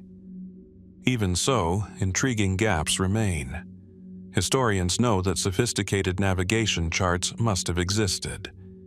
Fleets traveling thousands of kilometers across open ocean required detailed knowledge of coastlines, prevailing winds, currents, anchorages, seasonal weather patterns, and astronomical navigation. While fragments of nautical knowledge survive in later manuals, the complete collection of official navigational materials has never been found. This absence has encouraged more speculative theories. Some writers have proposed that the missing records contain evidence of voyages extending far beyond the destinations documented in accepted historical sources. Suggestions that Zheng He reached the Americas, Australia, or other distant regions have attracted public interest, but remain unsupported by credible archaeological or documentary evidence. Mainstream historians generally conclude that existing evidence firmly places the voyages within the Indian Ocean world, while acknowledging that many details of individual routes remain unknown. Perhaps the greatest mystery is not where Zheng He's fleet traveled, but how much knowledge disappeared with the missing archives. Every expedition generated observations about geography, astronomy, languages, diplomacy, trade, and navigation. If additional records once existed, they represented one of the richest collections of maritime information assembled during the 15th century. Today, excavations of Ming shipyards, discoveries of shipwrecks, and the careful study of surviving manuscripts continue to illuminate this remarkable era. Each newly uncovered artifact adds another small piece to the story, yet the larger archive remains incomplete. Somewhere, perhaps in an overlooked collection, an undiscovered tomb, or a forgotten repository, further pages may still survive. Until then, the full record of Zheng He's treasure fleets continues to drift just beyond the horizon of history, reminding us that even the greatest voyages can leave behind trails that time has only partially preserved. As the missing records of Zheng He's great fleets remind us, history is often defined as much by what has disappeared as by what survives. Yet sometimes the documents remain, while the deeper explanation continues to evade certainty. Such is the case with the final years of Emperor Taizong of the Tang Dynasty, a ruler celebrated for wisdom, military achievement, and capable governance, whose later life became increasingly overshadowed by unsettling reports of declining health, restless behavior, and an enduring search for longevity. The Palace of Daming, near the imperial capital of Chang'an, stood at the center of one of the world's most sophisticated civilizations. Marble terraces reflected the morning sun. Broad courtyards stretched between magnificent halls, and carefully tended gardens offered moments of quiet within an empire that extended across much of East Asia. Courtiers, scholars, military commanders, and foreign ambassadors passed through its gates daily, bringing news from distant frontiers and kingdoms linked to the Tang court through diplomacy and trade. Yet, within these impressive walls, the emperor himself was gradually confronting a challenge that no army could defeat. Emperor Taizong, who ruled from AD 626 to 649, is widely regarded as one of China's greatest monarchs. Under his leadership, the Tang Dynasty entered a period of remarkable prosperity and political stability. Administrative reforms strengthened the government. Agriculture expanded, commerce flourished, and Chang'an grew into one of the largest and most cosmopolitan cities in the world. His reign later became a model that successive generations of rulers admired. Despite these accomplishments, Taizong's path to the throne had begun in violence. In AD 626, during the famous Xuanwu Gate incident, he eliminated two of his brothers in a struggle for succession before becoming emperor shortly afterward. Contemporary historians praised many aspects of his reign, yet some later writers wondered whether the memory of that dramatic event remained with him throughout his life. Did political necessity leave emotional scars that official records could never fully describe? As Taizong grew older, surviving historical texts begin to reveal subtle changes. Like many rulers throughout history, he became increasingly concerned with health and longevity. Court physicians attended to him regularly, while officials searched for remedies believed capable of preserving strength and extending life. Such concerns were hardly unusual. Across many ancient cultures, rulers sought medicines promising renewed vitality, particularly as advancing age reminded them of mortality. Among the treatments attracting imperial attention were alchemical preparations. Taoist practitioners had long experimented with mineral compounds believed to possess extraordinary properties. Certain formulations combined ingredients such as mercury, cinnabar, arsenic, and other substances now recognized as highly toxic. At the time, however, these materials were sometimes regarded as capable of purifying the body or even granting exceptional longevity when prepared according to specialized methods. Historical records indicate that Taizong showed growing interest in such remedies during his later years. Could these substances have affected both his physical condition and his state of mind? Modern medical historians consider this possibility carefully. Mercury poisoning, for example, can produce symptoms including mood changes, irritability, confusion, tremors, disturbed sleep, and cognitive decline. Although surviving evidence does not permit a clinical diagnosis, the documented use of mineral-based elixirs has encouraged researchers to explore whether prolonged exposure may have contributed to the emperor's declining health. The historical sources themselves remain cautious. Official chronicles describe periods of illness, physical weakness, and increasing concern with obtaining effective medicines. They also record the arrival of physicians and religious specialists from distant regions who offered treatments or rare compounds believed to improve the emperor's condition. One particularly intriguing episode involves envoys dispatched in search of exceptional medicinal substances beyond China's borders. The Tang court maintained extensive diplomatic networks stretching deep into Central Asia and beyond, making access to foreign medical traditions entirely plausible. Whether these imported remedies offered genuine benefits or introduced additional health risks remains impossible to determine. Later, historical traditions expanded upon these accounts. Some narratives suggest that Taizong became increasingly preoccupied with mortality, devoting considerable attention to discussions of immortality, spiritual cultivation, and the possibility of extending human life.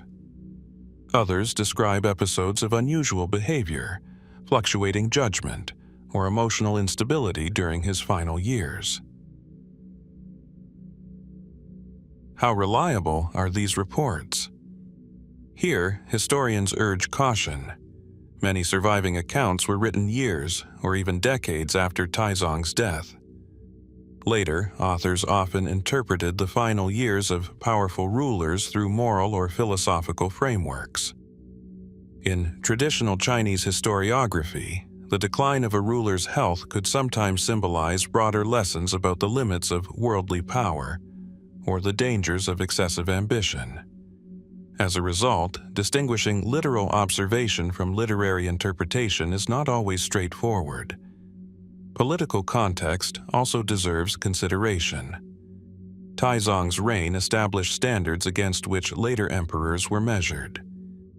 Writers discussing his final years may have emphasized particular episodes to create dramatic contrast between an exceptionally successful reign and its more uncertain conclusion.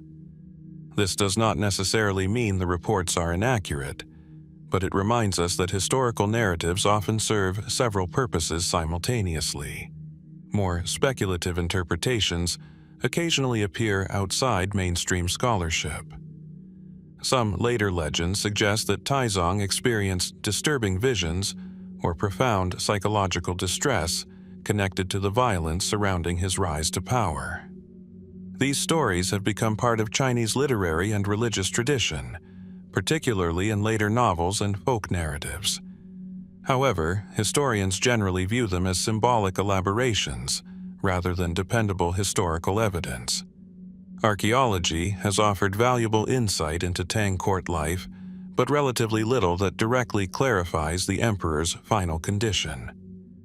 Material discoveries illuminate the extraordinary sophistication of the dynasty, its medical knowledge, and its international connections, yet they cannot fully explain the private experiences of the man who governed it. Emperor Taizong died in AD 649, leaving behind an empire at the height of its influence and a legacy that remains central to Chinese history. His achievements are well documented, his reforms carefully studied, and his leadership widely admired. Yet, the quieter story of his final years continues to invite reflection. Were his reported changes simply the natural effects of illness and advancing age? Did the medicines intended to preserve his life instead hasten its decline? Or did later generations reshape those final chapters to fit larger historical themes? Within the silence of the imperial palace, where physicians, advisors, and alchemists once gathered around an aging ruler, the complete answer may still rest beyond the reach of the surviving record. As the final years of Emperor Taizong remind us, the historical record can preserve the lives of great rulers while leaving their most personal experiences open to interpretation. Yet, there are other figures whose influence on Chinese culture has endured, despite the possibility that they may never have existed in the form later generations imagined. Few names illustrate the delicate boundary between documented history and literary tradition more vividly than Diao Chan, a woman whose beauty is said to have changed the course of an empire, even though her true identity remains one of China's most intriguing historical questions. As evening settles over the ancient city of Luoyang, lanterns cast a warm glow across quiet courtyards and ornamental ponds. Willow branches sway gently above polished stone pathways, while the distant sound of music drifts through elegant pavilions where nobles, officials, and scholars gather beneath painted wooden roofs. It is within settings like these that later storytellers placed one of the most celebrated women in Chinese tradition, a figure whose grace, intelligence, and carefully chosen words supposedly brought two of the age's most powerful men into fatal conflict. Her name was Diao Chan, or perhaps it was not.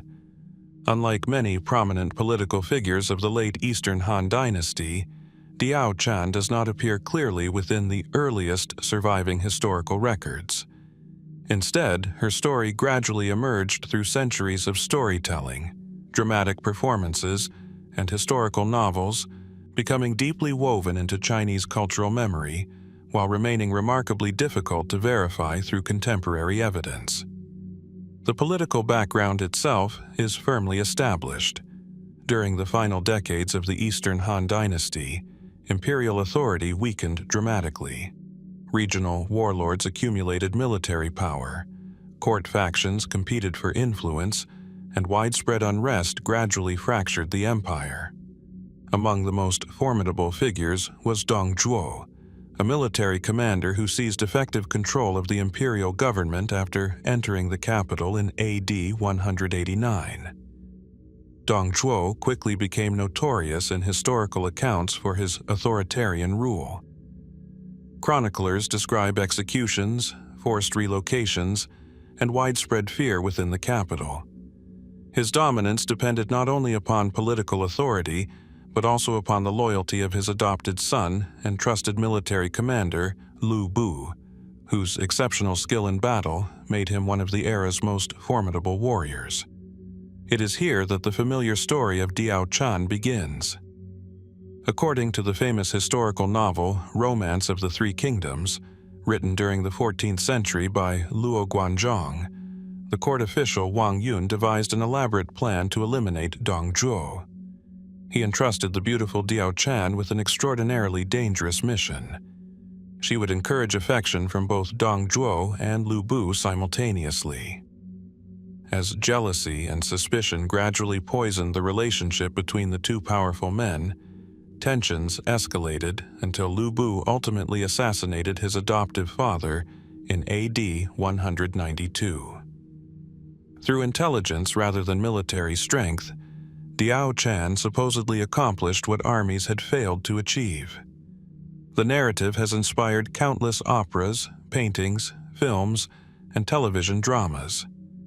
Diao Chan came to be celebrated as one of the four great beauties of ancient China, admired not only for her appearance, but also for her courage and political significance. Yet, historians encounter an immediate problem. The earliest historical source describing these events, the Records of the Three Kingdoms by Chen Shou, contains no reference to a woman named Diao Chan.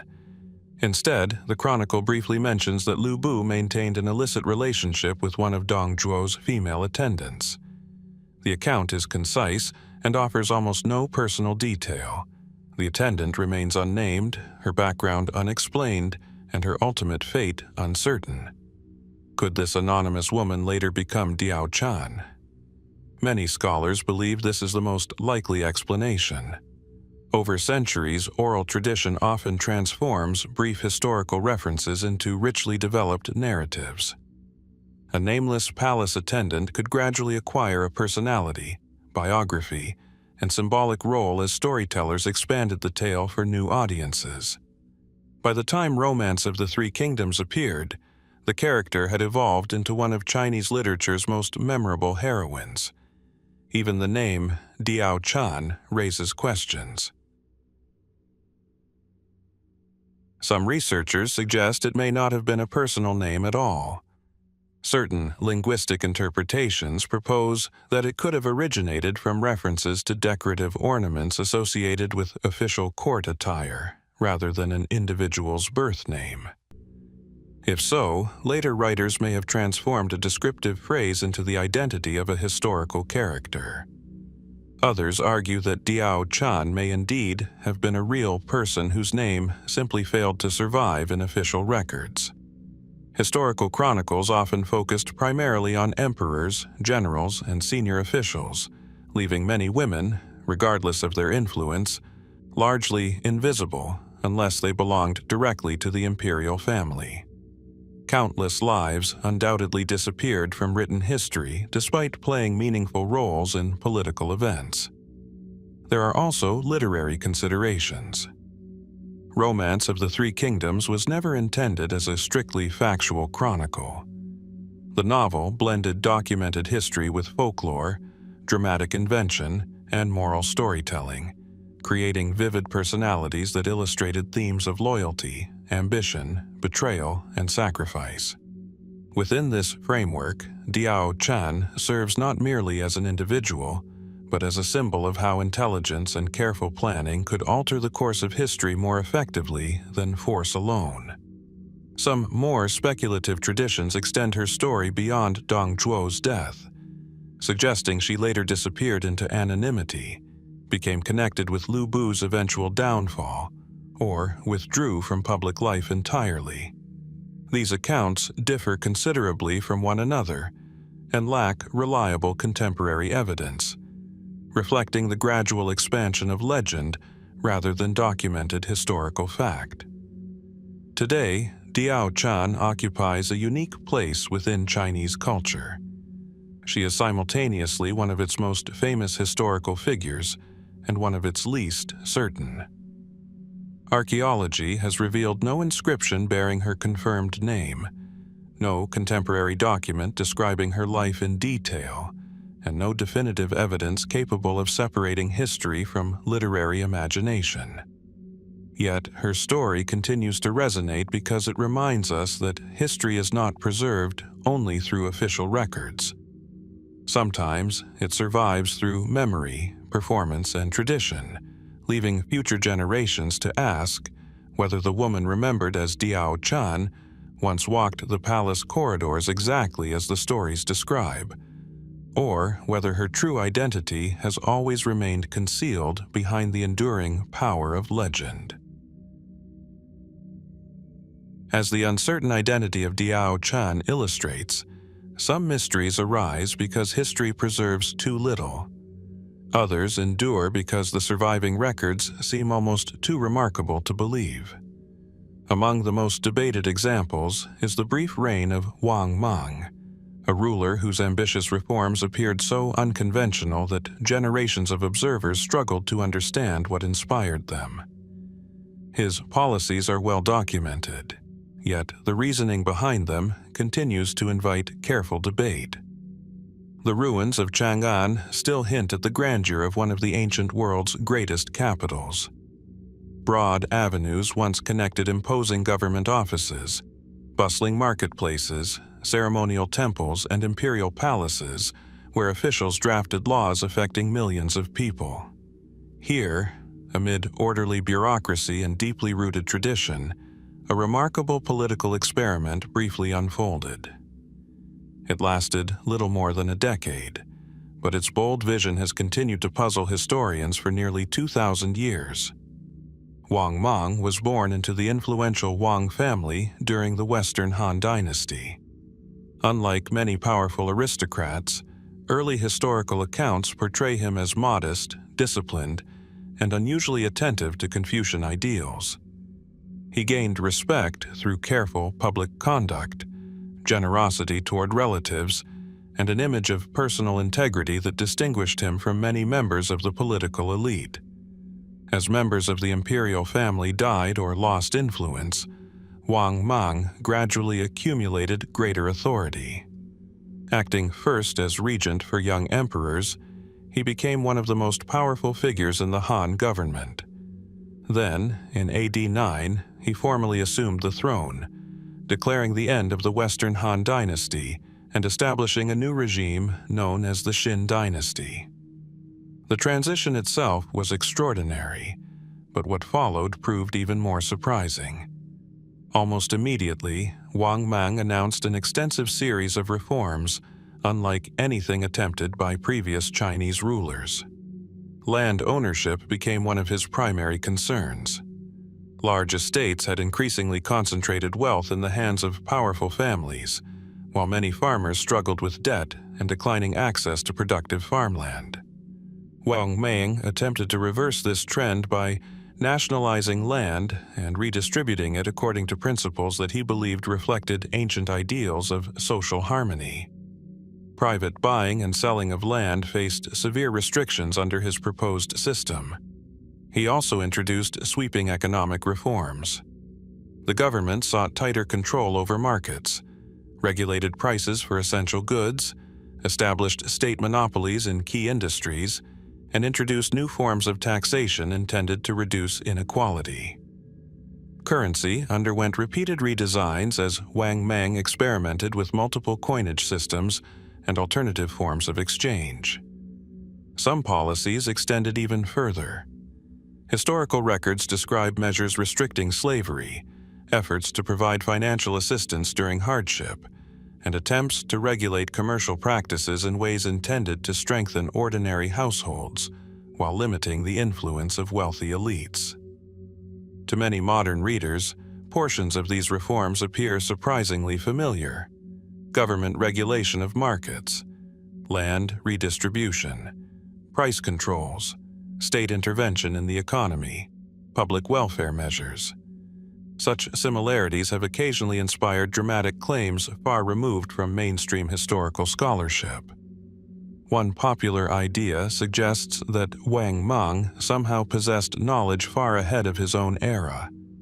Modern discussions on the internet have even described him as a time traveler, arguing that his policies resemble concepts associated with much later economic systems.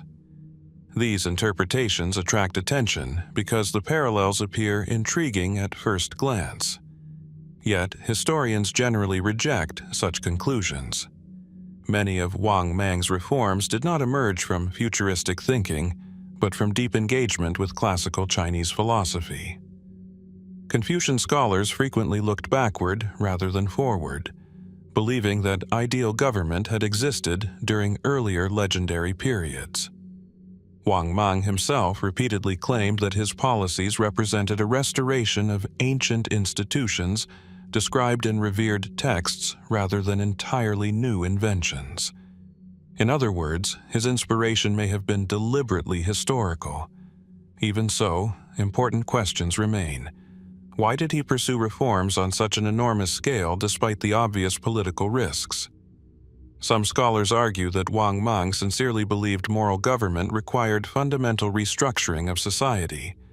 In this interpretation, he viewed himself as restoring justice by correcting generations of economic imbalance and political corruption.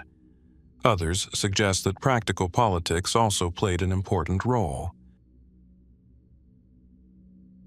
Large-scale reforms allowed Mang to distinguish his new dynasty sharply from the Han rulers he had replaced.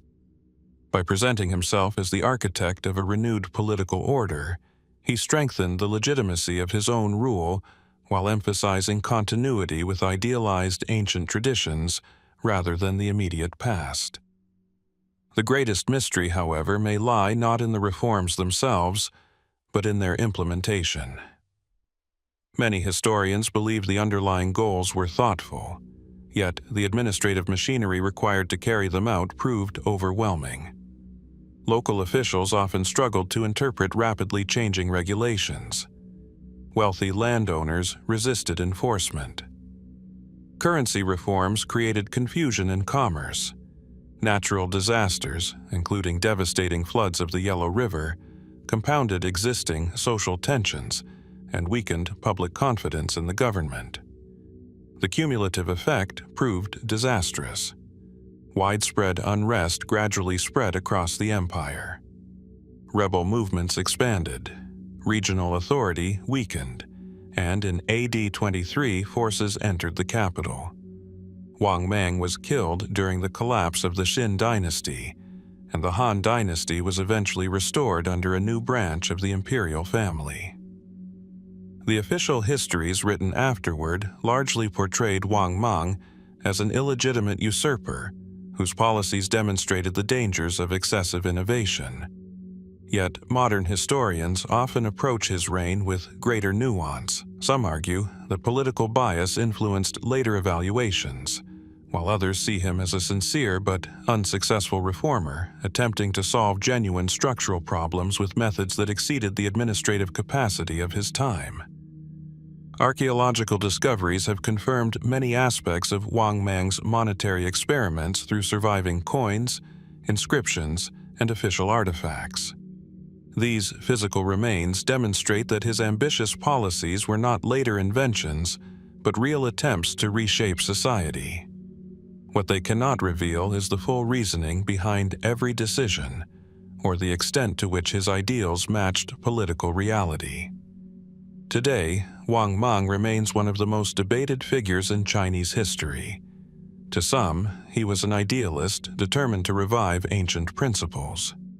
To others, he was an impractical ruler whose sweeping reforms accelerated the collapse of his own dynasty. And to a few, his remarkably unconventional ideas continued to inspire speculation far beyond the available evidence. Somewhere between philosophy, politics, and historical memory, the true nature of Mang's extraordinary vision remains just beyond complete understanding, inviting us to ask whether history has fully understood the man, or only the consequences of his ambitions. As Mang's ambitious reforms demonstrate, even well-documented events can leave behind enduring questions once the dust of history has settled. Yet sometimes the uncertainty begins even earlier, with a place so famous that it became a symbol long before archaeologists could determine exactly what happened there. Among the greatest of these enduring puzzles is the fate of the Epang Palace, a monumental project associated with the first emperor of China, whose destruction has echoed through literature, archaeology, and historical debate for more than 2,000 years. West of modern Xi'an, a broad stretch of open ground lies beside the Wei River. At first glance, the landscape appears almost ordinary, its fields interrupted only by low earthen platforms and subtle changes in elevation. Yet, beneath this quiet terrain rests one of the most ambitious construction projects ever conceived by the Qin Empire. These are the remains traditionally identified with the Epang Palace, a place whose immense scale inspired generations of admiration, while its apparent destruction became one of the most enduring images of imperial downfall. According to historical tradition, construction of the Epang Palace began during the reign of Qin Shi Huang, after the unification of China in 221 BC. The first emperor had already undertaken extraordinary building projects, including extensive roads, defensive walls, canals, and his vast mausoleum guarded by the terracotta army. The palace was intended to symbolize the authority and permanence of the newly unified empire. Ancient writers described it in breathtaking terms. Later accounts portray immense halls supported by towering columns, wide ceremonial courtyards capable of holding thousands of officials, and elevated walkways connecting different sections of the palace complex. Some descriptions even suggest that the architecture was designed to mirror the organization of the empire itself, placing imperial authority at the symbolic center of the world. Yet, one important question immediately emerges: how much of this magnificent complex was ever actually completed? The earliest historical source discussing the palace comes from Sima Qian's records of the Grand Historian.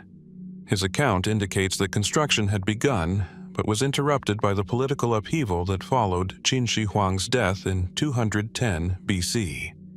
Massive labor demands, widespread unrest, and the rapid collapse of the Qin dynasty prevented many imperial projects from reaching completion. Soon afterward came the famous story that has endured for centuries. As rebel forces overthrew the Qin dynasty, the warlord Xiang Yu entered the Qin capital. Traditional historical accounts claim that he ordered the destruction of the imperial palaces. According to later descriptions, flames consumed the magnificent buildings for months, reducing one of the greatest architectural achievements of its age to ashes. The burning of the Epang Palace became a powerful symbol of how quickly overwhelming political power could disappear. Chinese poets embraced the image. Perhaps the most influential literary work is Du Mu's famous essay, The Epang Palace Fu, written during the Tang Dynasty.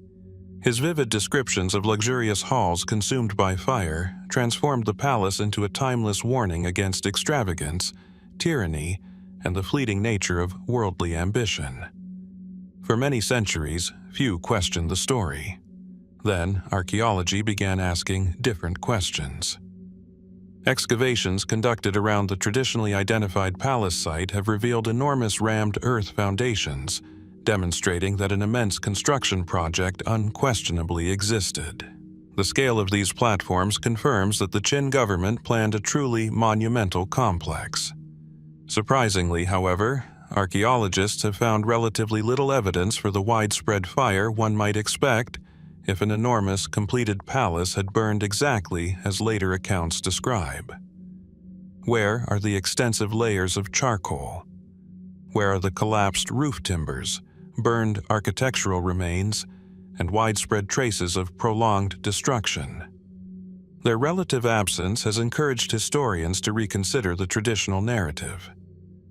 One increasingly influential interpretation proposes that the palace was never fully completed before the Qin dynasty collapsed.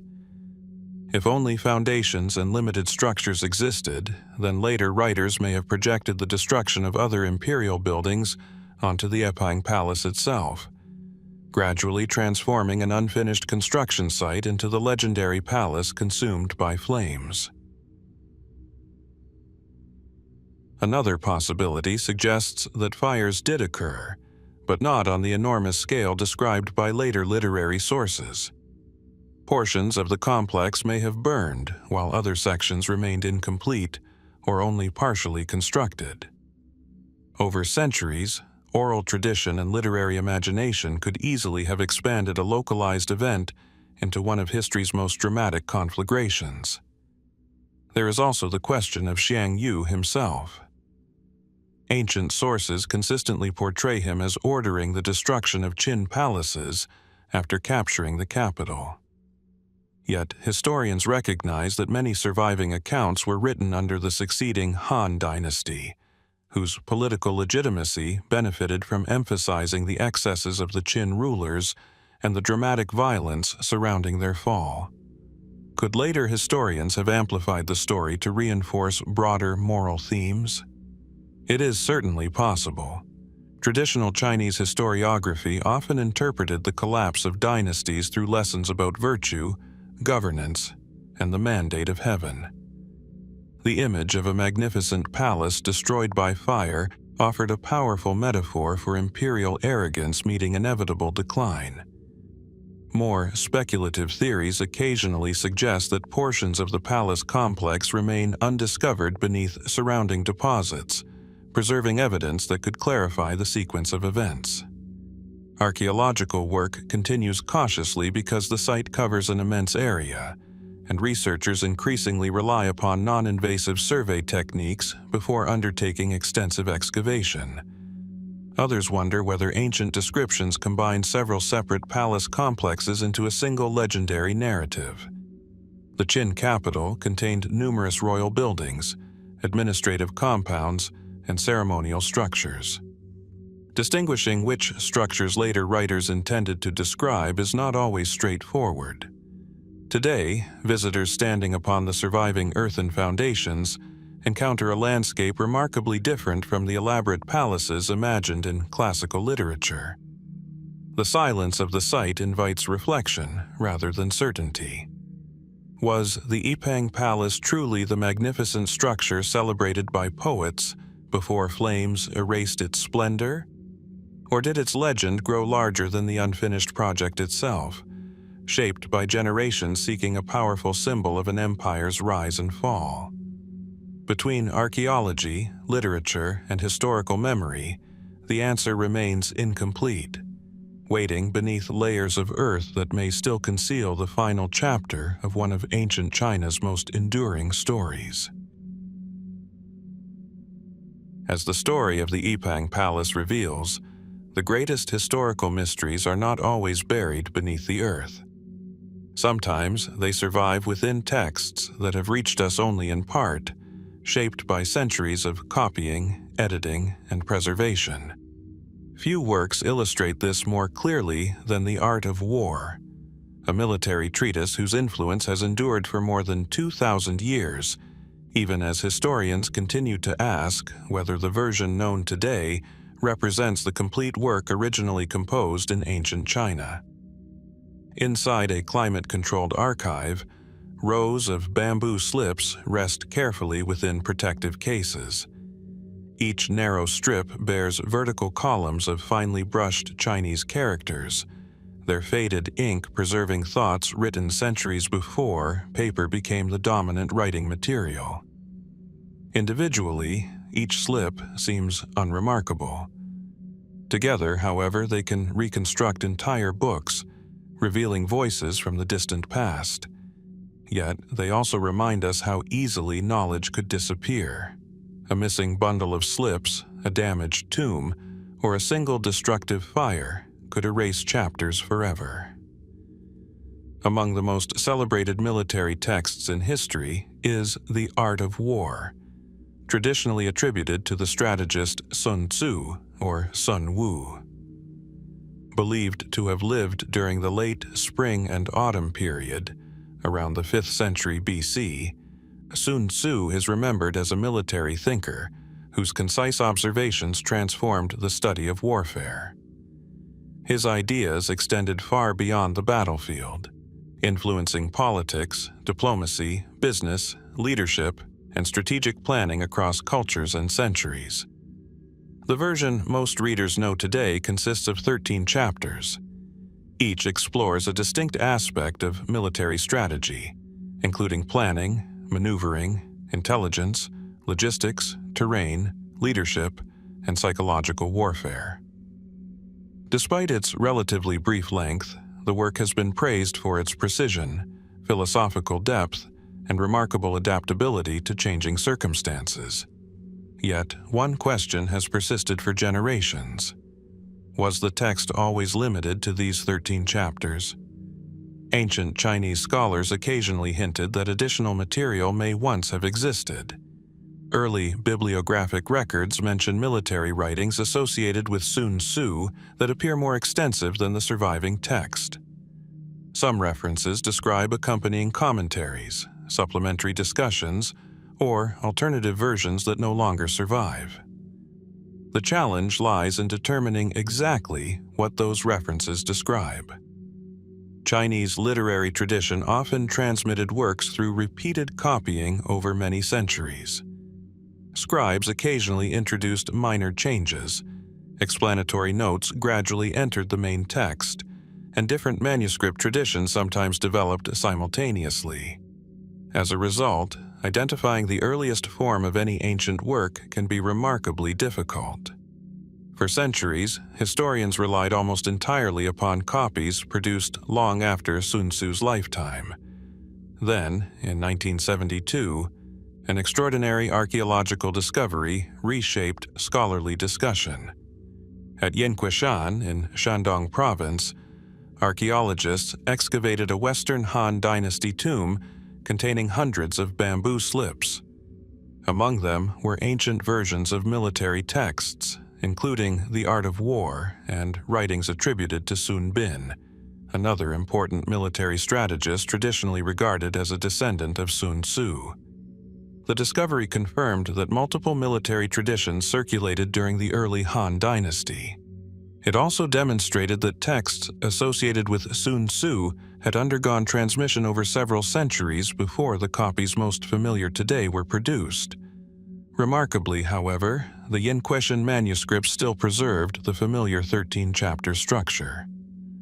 Rather than revealing dramatic missing sections, the discovery highlighted subtle textual differences, alternative wording, and variations in organization. These findings strengthened confidence in the overall integrity of the traditional text, while also illustrating that ancient manuscripts were not perfectly uniform. Even so, important questions remained. Some early historical catalogs appear to mention military works connected with Sun Tzu that exceeded the surviving material. Were these references describing entirely separate books written by the same author? Were they collections combining strategic essays from different thinkers? Or did portions of the original tradition simply disappear during centuries of political upheaval? The loss of ancient libraries makes every possibility difficult to evaluate. China experienced repeated periods of warfare, dynastic transition, and destruction that affected countless archives. Imperial collections were burned, manuscripts deteriorated naturally, and fragile bamboo documents often survived only under exceptional conditions. It would hardly be surprising if portions of early military literature failed to reach later generations. Another intriguing possibility concerns authorship itself. Some modern scholars argue that The Art of War may not have been written entirely by a single individual. Instead, it could represent the accumulated wisdom of several military thinkers whose ideas were gradually compiled under the respected name of Sun Tzu. Such collaborative development was not uncommon in the ancient world, where schools of thought frequently preserved and expanded the teachings of influential masters. If that interpretation is correct, references to missing chapters may reflect related writings that once circulated alongside the core text, before eventually becoming separated or absorbed into other military works. More speculative theories occasionally suggest that secret chapters containing advanced strategic knowledge were deliberately concealed or reserved for select military leaders. These stories have become popular in fiction, martial arts traditions, and modern popular culture. However, historians have found no reliable documentary evidence supporting the existence of intentionally hidden sections beyond the known textual tradition. The enduring fascination may arise precisely because The Art of War is so concise.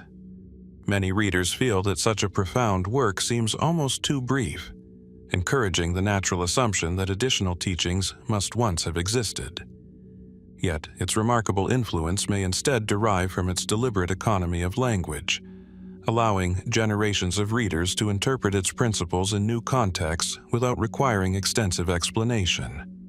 Today, scholars continue comparing surviving manuscripts, archaeological discoveries, ancient commentaries, and historical catalogs in the hope of better understanding how the art of war evolved through time. Each newly discovered bamboo slip adds another fragment to the puzzle, while reminding us how much of the ancient literary world has already been lost. Whether missing chapters once existed, whether they survive unnoticed within another forgotten manuscript, or whether the familiar 13 chapters always represented the complete vision of Sun Tzu remains an open question, one quietly preserved between the lines of history, waiting for the next discovery to reveal what may still lie beyond the written page. Mist drifted across the stone courtyards of ancient Nanjing as the first light of dawn reached the tiled roofs of imperial halls. Weathered gates stood in silence, their wooden beams carrying the weight of centuries. Somewhere within these landscapes once walked a man remembered not only as a brilliant strategist, engineer, and scholar, but also as a figure whose name became inseparable from prophecy. His name was Liu Bowen, and for generations, stories surrounding his predictions have occupied a curious space between documented history and enduring folklore. As we leave behind the previous mystery, another question quietly emerges from China's long imperial past. Some mysteries concern vanished treasures or forgotten rulers. Others are preserved not in stone or bronze, but in words, phrases said to reveal events long before they unfolded. Among these, few have inspired as much fascination as the prophecies attributed to Liu Bowen. Born in 1311 during the final decades of the Yuan dynasty, Liu Bowen, also known as Liu Ji, became one of the most respected scholars of his generation. Historical records portray him as a gifted military advisor who later helped Zhu Yuanzhang establish the Ming dynasty in 1368. His contributions to strategy, governance, and statecraft are well documented, earning him comparisons to legendary advisors from earlier Chinese history. Yet, it was not his political achievements alone that secured his legendary reputation. Over the centuries, numerous prophetic texts came to be associated with his name. The most famous among them is often called the Xiaobing Gei, or the Pancake Song. According to a popular legend, Emperor Hongwu once asked Liu Bowen to predict the future of the empire. Before the conversation began, the emperor reportedly concealed several pancakes beneath an overturned bowl, challenging the scholar to identify what was hidden. Liu Bowen allegedly answered correctly before presenting an extraordinary series of poetic verses describing events that would unfold across centuries. Whether this conversation actually occurred remains uncertain. Modern historians point out that no surviving evidence from Liu Bowen's own lifetime confirms the existence of the Xiaobing Gi in its present form. Many surviving versions appeared much later, copied and recopied through different dynasties. Some passages vary considerably between editions, while others seem to contain references that may have been added after historical events had already taken place. Such inconsistencies raise an obvious question. Were these genuine medieval prophecies, or evolving collections of symbolic poetry that later generations reshaped to fit changing circumstances? The language itself invites multiple interpretations.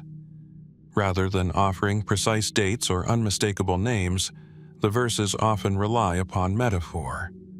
Mountains collapse. Dragons awaken. Rivers reverse their course. Birds cross unfamiliar skies. Kingdoms divide before becoming whole again.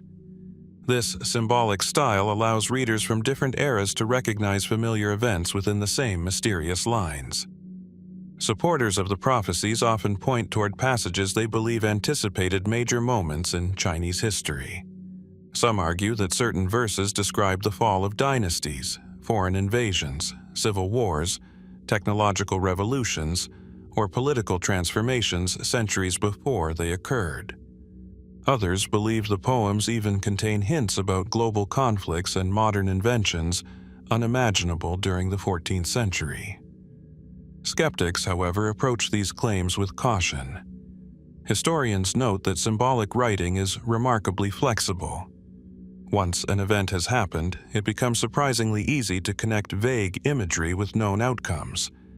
A single reference to fire, iron, or birds in flight might later be interpreted as artillery, railways, or airplanes, depending upon the reader's perspective. This phenomenon, known in psychology as retrospective interpretation, appears in prophetic traditions throughout many cultures. Yet, skepticism has not diminished public fascination.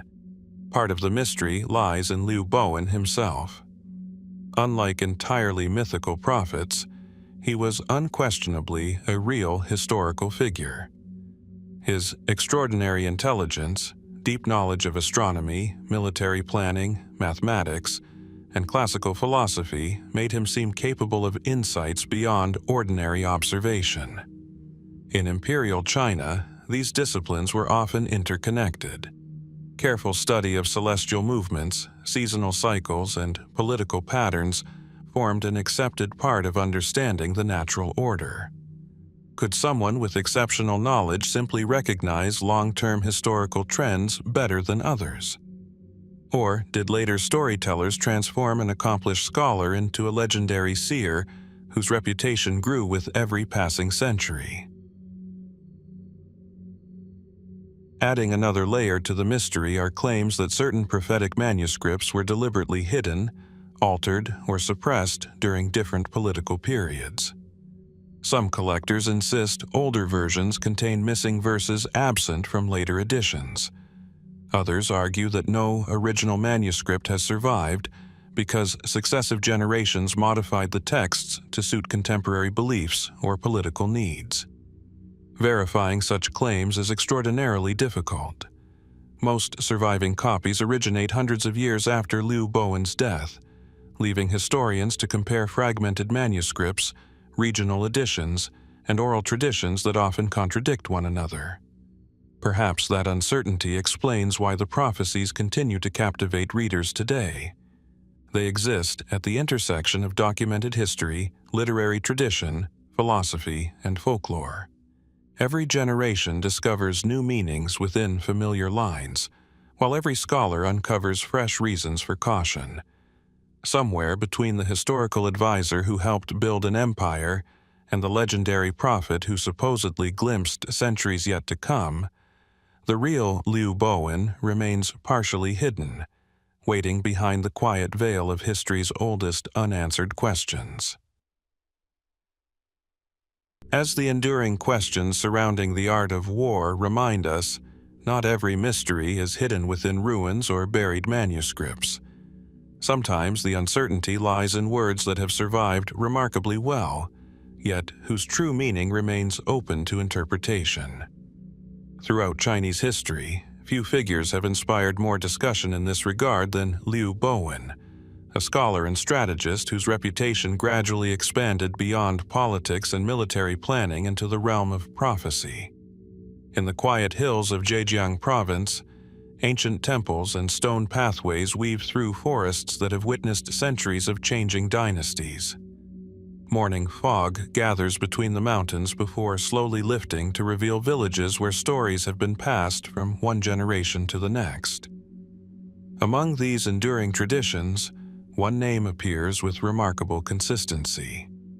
It is the name of Liu Bowen, a statesman remembered not only for helping establish the Ming Dynasty, but also for predictions that many later generations believed reached far beyond his own lifetime. Liu Bowen, also known as Liu Ji, was born in AD 1311 during the final years of the Yuan dynasty. Historical records portray him as an exceptionally gifted scholar, accomplished strategist, astronomer, and government official. His reputation for careful planning eventually attracted the attention of Zhu Yuanzhang, the military leader who would overthrow the Yuan dynasty and become the Hongwu Emperor, founder of the Ming Dynasty. Serving as one of Zhu Yuanzhang's most trusted advisors, Liu Bowen helped develop military strategies, administrative reforms, and political policies during one of the most transformative periods in Chinese history. Contemporary sources consistently praise his intelligence and analytical ability, often comparing him with the great strategists of earlier dynasties. These accomplishments are firmly grounded in documented history. The mystery begins after his death. Over the centuries, numerous prophetic writings came to be associated with Liu Bowen. The most famous among them is a text commonly known as the Shaobingyi, often translated as the Song of the Baked Cake. Written in poetic language filled with symbolism, the work appears to describe a sequence of future historical events through cryptic verses and layered imagery. According to tradition, Liu Bowen composed these predictions after a conversation with the Hongwu Emperor. The emperor supposedly asked whether future generations of the Ming Dynasty would prosper, prompting Liu Bowen to respond indirectly through symbolic poetry rather than straightforward explanation. Whether this conversation ever occurred remains uncertain. The earliest challenge facing historians concerns the text itself. No surviving manuscript can be conclusively dated to Liu Bowen's lifetime. The versions available today appear in copies produced long after his death, and differences exist among various editions. This immediately raises an important question. Did Liu Bowen truly compose the work, or was his respected name later attached to anonymous prophetic writings in order to enhance their authority? Many scholars favor the second possibility. Throughout Chinese history, respected historical figures were frequently credited with texts written generations later. Associating a work with a famous strategist or philosopher increased its prestige and encouraged wider circulation. This literary tradition makes authorship particularly difficult to establish with certainty. Yet, the fascination surrounding the prophecies extends beyond questions of origin. Supporters of their authenticity point to passages they believe correspond with later historical events. Some readers interpret certain verses as references to the fall of dynasties, foreign invasions, social unrest, technological change, or major political transformations occurring centuries after Liu Bowen's lifetime. The language, however, is remarkably flexible. Like many prophetic traditions around the world, the verses rely heavily upon metaphor, symbolism, and indirect imagery. Mountains, rivers, celestial objects, animals, changing seasons, and natural phenomena often serve as literary devices rather than literal descriptions. Such symbolism allows multiple interpretations depending upon the historical moment in which the reader approaches the text. This flexibility lies at the heart of the mystery. Are apparent predictions genuine glimpses of future events, or do later generations naturally recognize familiar patterns within intentionally ambiguous language? Psychologists and historians alike have observed that people often interpret broad, symbolic statements in ways that fit events already known to them. This process, sometimes called retrospective interpretation, can make remarkably general passages appear strikingly specific once historical outcomes are established. At the same time, historians acknowledge that educated officials like Liu Bowen possessed an exceptional understanding of political cycles, economics, astronomy, and human behavior. An experienced observer could reasonably anticipate recurring patterns of conflict, reform, prosperity, and decline without requiring supernatural foresight. If some passages appear surprisingly accurate, they may reflect careful analysis rather than extraordinary prediction. Another intriguing aspect concerns the continued evolution of the text. Some researchers suspect that portions of the surviving versions were revised over successive centuries. Scribes occasionally updated wording, inserted explanatory passages, or combined separate traditions into a single manuscript. If this occurred, distinguishing original material from later editions becomes exceedingly difficult. More speculative theories suggest that certain prophetic manuscripts were intentionally concealed within temples or private family collections, preserving complete versions unavailable to modern scholars. Others propose that undiscovered editions may still exist in overlooked archives, awaiting careful examination. While no convincing evidence currently supports these ideas, China's long history of manuscript preservation continues to produce occasional surprises through archaeological discovery. Today, Liu Bowen occupies a unique place in Chinese historical memory. Official records celebrate him as a brilliant advisor whose practical intelligence helped establish a new dynasty. Popular tradition, meanwhile, remembers him as a visionary capable of perceiving the distant future through wisdom unavailable to ordinary observers. Between these two portraits lies a fascinating historical puzzle. Were the prophecies truly the work of one of China's greatest strategists, later misunderstood through centuries of interpretation? Or did generations of storytellers gradually transform a respected statesman into a legendary prophet whose reputation grew with every passing dynasty? Somewhere within the surviving manuscripts, the shifting boundaries between history, literature, and belief continue to invite quiet reflection, leaving the full story of Liu Bowen still waiting to be understood. As the enigmatic writings attributed to Liu Bowen demonstrate, certain objects and texts acquire meanings that far exceed their physical form. Symbols of authority, wisdom, and legitimacy often outlive the people who first possessed them, becoming woven into the fabric of history itself. Among the most powerful of these symbols was the heirloom Jade seal, an object believed to embody the mandate of heaven. Although it once passed through the hands of emperors for centuries, its final disappearance remains one of China's most enduring historical mysteries. In the stillness of an imperial audience hall, sunlight filters through carved wooden screens, casting shifting patterns across polished stone floors. At the center of the chamber stands a lacquered table draped in embroidered silk. Resting upon it is a small object of pale green jade, cool to the touch yet carrying immense political weight. Its polished surface reflects the light softly, while a dragon carved upon its handle appears ready to rise from the stone itself.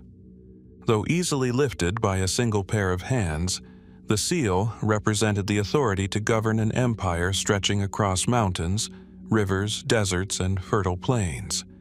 Known as the heirloom Jade seal, or the heirloom seal of the realm, the artifact occupied a unique place in Chinese political tradition. According to long-established accounts, it was carved from the celebrated Heshi jade during the reign of Qin Shi Huang, after the unification of China in 221 BC. The seal reportedly bore an inscription declaring that the emperor had received the mandate of heaven, affirming the divine legitimacy of imperial rule. Whether every detail of this origin story is historically precise remains uncertain. Nevertheless, the seal quickly became more than a ceremonial object. It evolved into the most recognizable symbol of lawful succession. Possessing the seal strengthened a ruler's claim to authority, while its absence could cast doubt upon even the most powerful dynasty. Throughout the centuries that followed, the seal accompanied moments of triumph and catastrophe alike.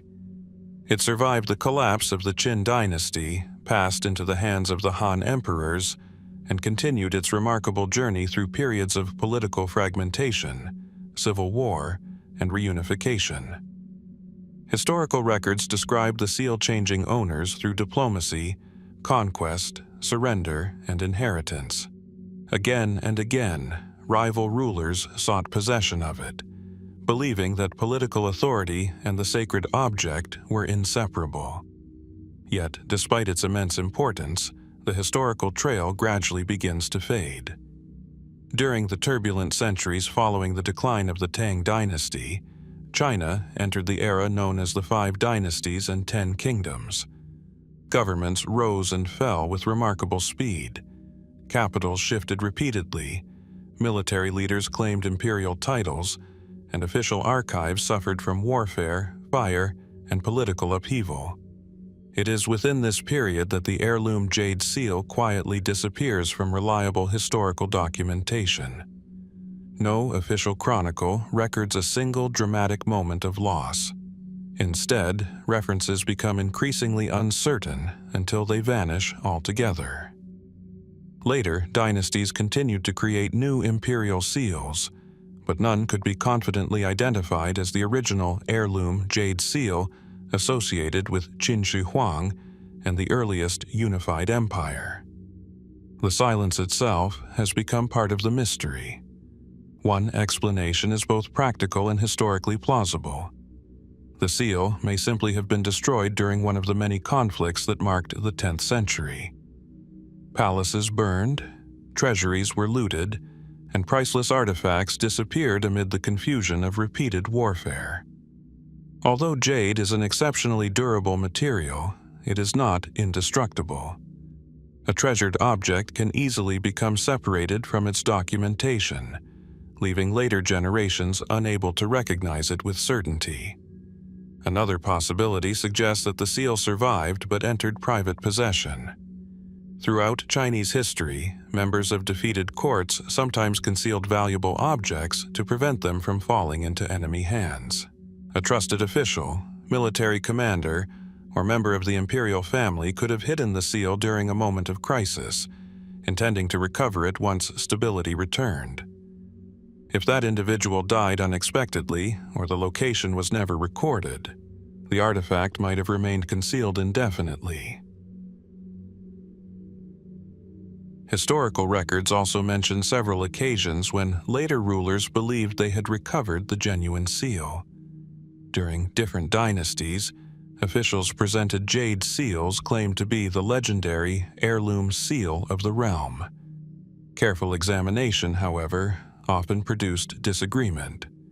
Differences in inscriptions, carving style, historical documentation, or craftsmanship prevented universal acceptance. Each discovery generated renewed excitement, only to dissolve into uncertainty as scholars debated authenticity.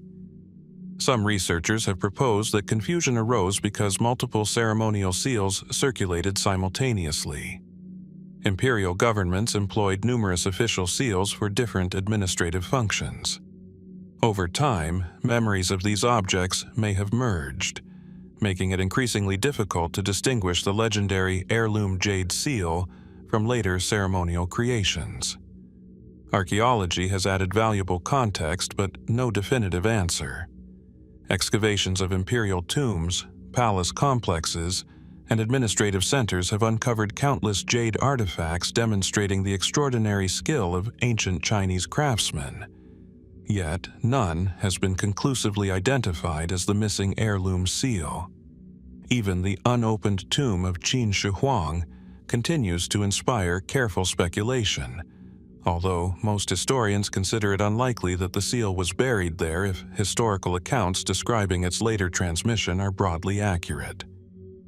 More speculative theories occasionally suggest that the seal still rests within an undiscovered imperial tomb, a sealed monastery archive, or a hidden cache established during one of China's many periods of political turmoil. Such ideas remain unproven, yet they reflect the remarkable persistence of a mystery that has endured for more than 1,000 years. Today, historians continue comparing ancient chronicles, archaeological discoveries, and surviving imperial records in search of one decisive clue.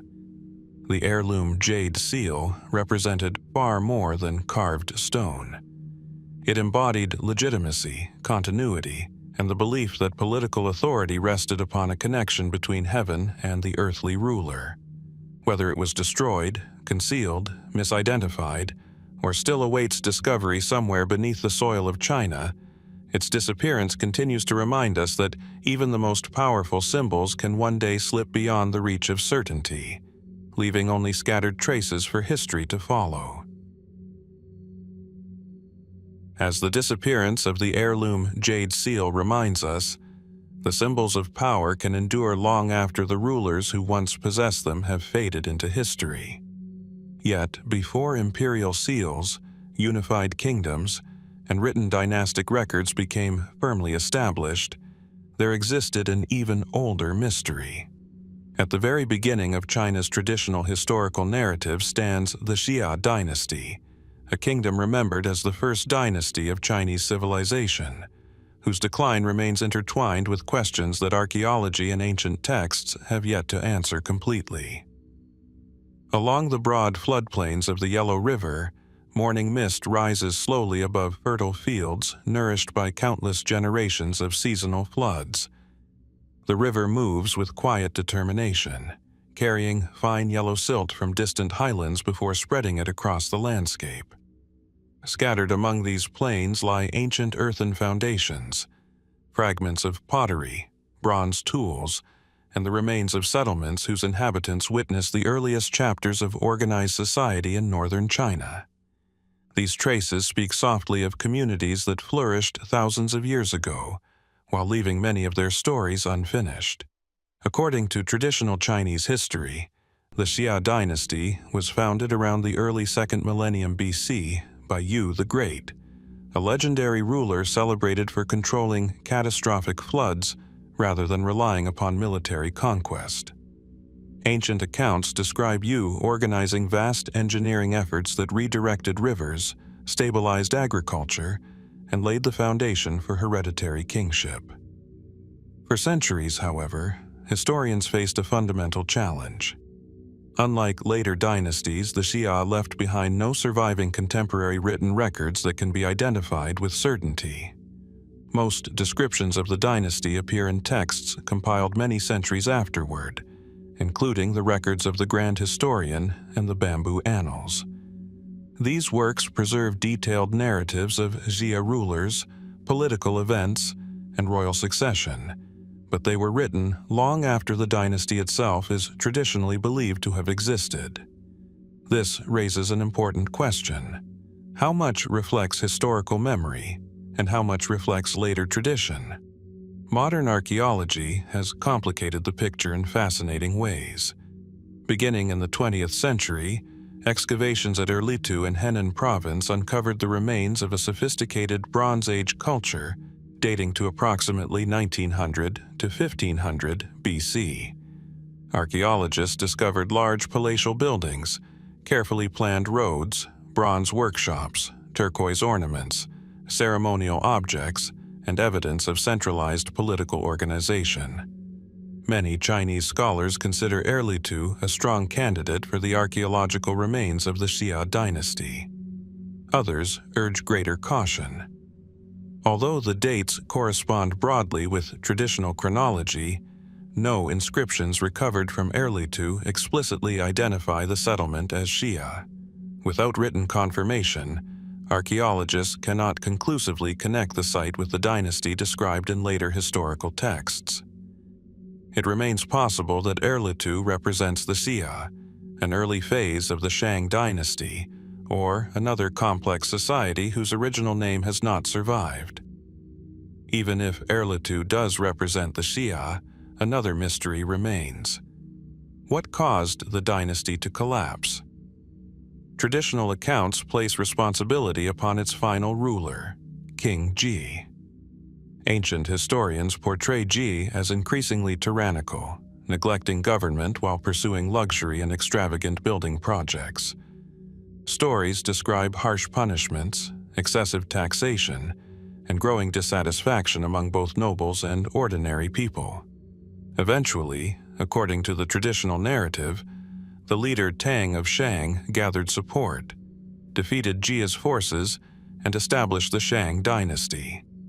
This explanation became one of the earliest examples supporting the concept later known as the Mandate of Heaven. Although the formal doctrine developed more fully during the Zhou dynasty, later historians interpreted the fall of Xia as evidence that immoral rulers eventually lose the right to govern. In this framework, political collapse reflected not only military defeat, but also moral failure. Yet, historians recognize that such narratives deserve careful examination. Most surviving accounts were written under dynasties that benefited from portraying earlier regime changes as morally justified. Describing the last ruler of a defeated dynasty as corrupt became a recurring literary pattern throughout Chinese historiography. Consequently, separating historical reality from political interpretation is often difficult. Environmental evidence introduces another possibility. Geological studies suggest that significant climate fluctuations affected parts of northern China during the period traditionally associated with the transition from Xia to Shang. Changes in rainfall, flooding patterns, and agricultural productivity may have placed severe pressure upon early states dependent upon stable harvests. One particularly intriguing discovery emerged from studies of the Jishi Gorge along the Yellow River. Researchers identified evidence of an enormous outburst flood dating to roughly the early 2nd millennium BC. Some scholars propose that this catastrophic event might relate to ancient traditions describing the great floods controlled by Yu the Great. Others caution that the chronological relationship remains uncertain, and that directly connecting geological events with legendary historical narratives requires considerable care. Could environmental instability have weakened the Xia long before military conquest? It remains entirely plausible. Crop failures, population displacement, and resource shortages often undermine political authority, making governments vulnerable to internal rebellion or external rivals. Rather than a single dramatic event, the fall of the Xia may have resulted from the gradual interaction of environmental stress, political instability, economic pressure, and military competition. More speculative interpretations occasionally suggest that the Xia disappeared through an abrupt catastrophe far greater than traditional sources describe. Some point to dramatic floods, earthquakes, or rapid societal collapse. While such possibilities continue to be explored through archaeology and geology, available evidence does not yet support any single catastrophic explanation. Each new excavation contributes another fragment to the puzzle. Bronze artifacts reveal growing technological sophistication. Urban foundations demonstrate increasing administrative complexity. Burial practices illuminate evolving social hierarchies. Yet, none of these discoveries fully explains how the earliest dynasty remembered in Chinese tradition gave way to the powerful Shang civilization that followed. Today, the Xia dynasty stands at the threshold between legend and documented history. It occupies a unique place where archaeology, ancient literature, geology, and historical analysis converge without reaching complete agreement. Was its fall primarily the consequence of a ruler's failures, environmental upheaval, political transformation, or forces no surviving record fully describes? Beneath the fertile plains of the Yellow River, where the earliest chapters of Chinese civilization first unfolded, the answer may still rest among settlements that have not yet yielded all of their remarkable stories. As the earliest dynasties remind us, the farther we travel into the distant past, the thinner the historical record becomes. Archaeological discoveries illuminate fragments of ancient societies, yet beyond those fragments lies an era where memory and tradition begin to merge.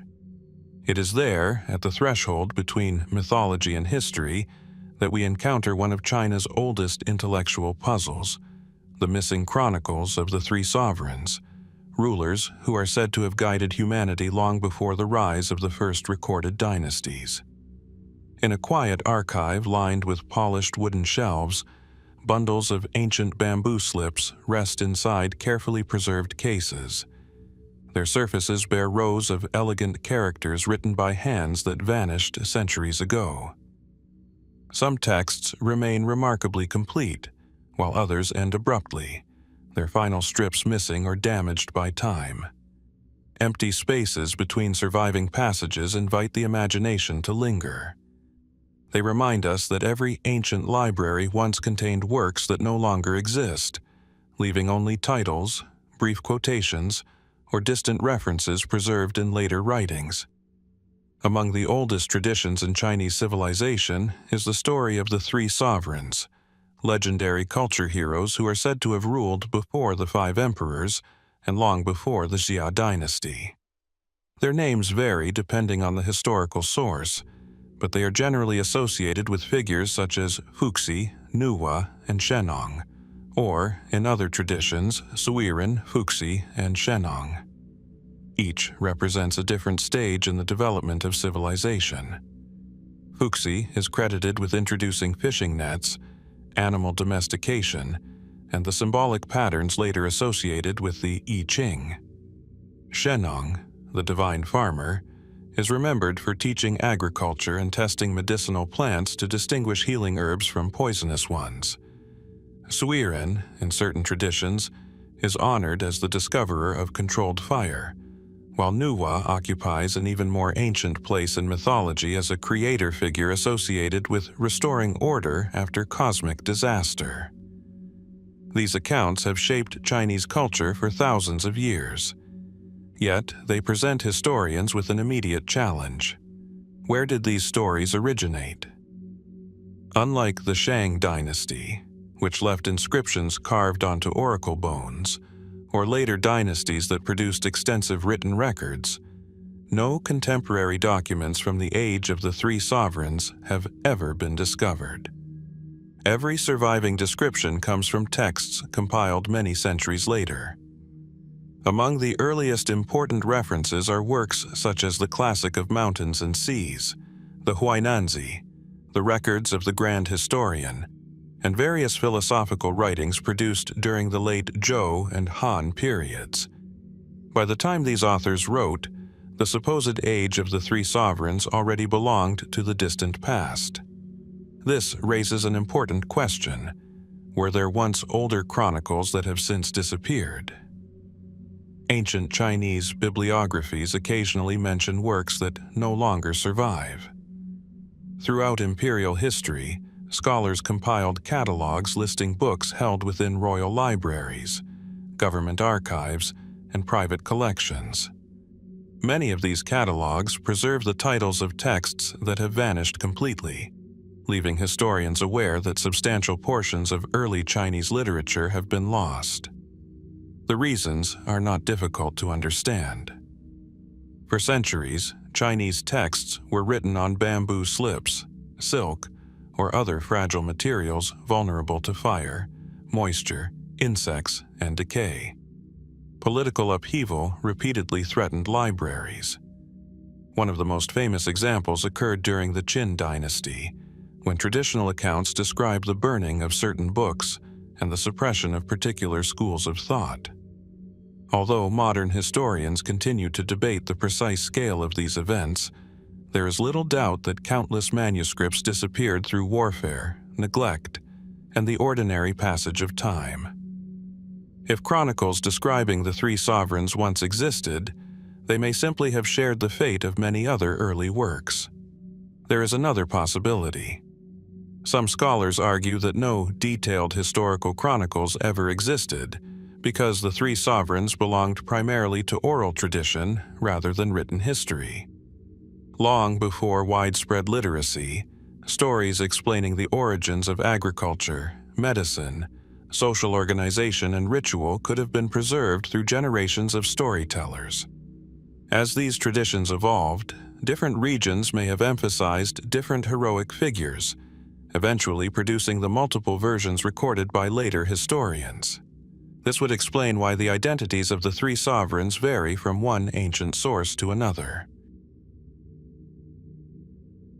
Rather than reflecting disagreement over historical facts, the differing lists may preserve independent local traditions gradually combined into a broader national narrative.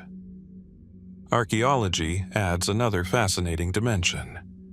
Excavations throughout China have uncovered Neolithic settlements demonstrating the gradual emergence of farming, pottery production, textile weaving, ritual practices, and increasingly complex communities between roughly 7,000 and 2000 BC.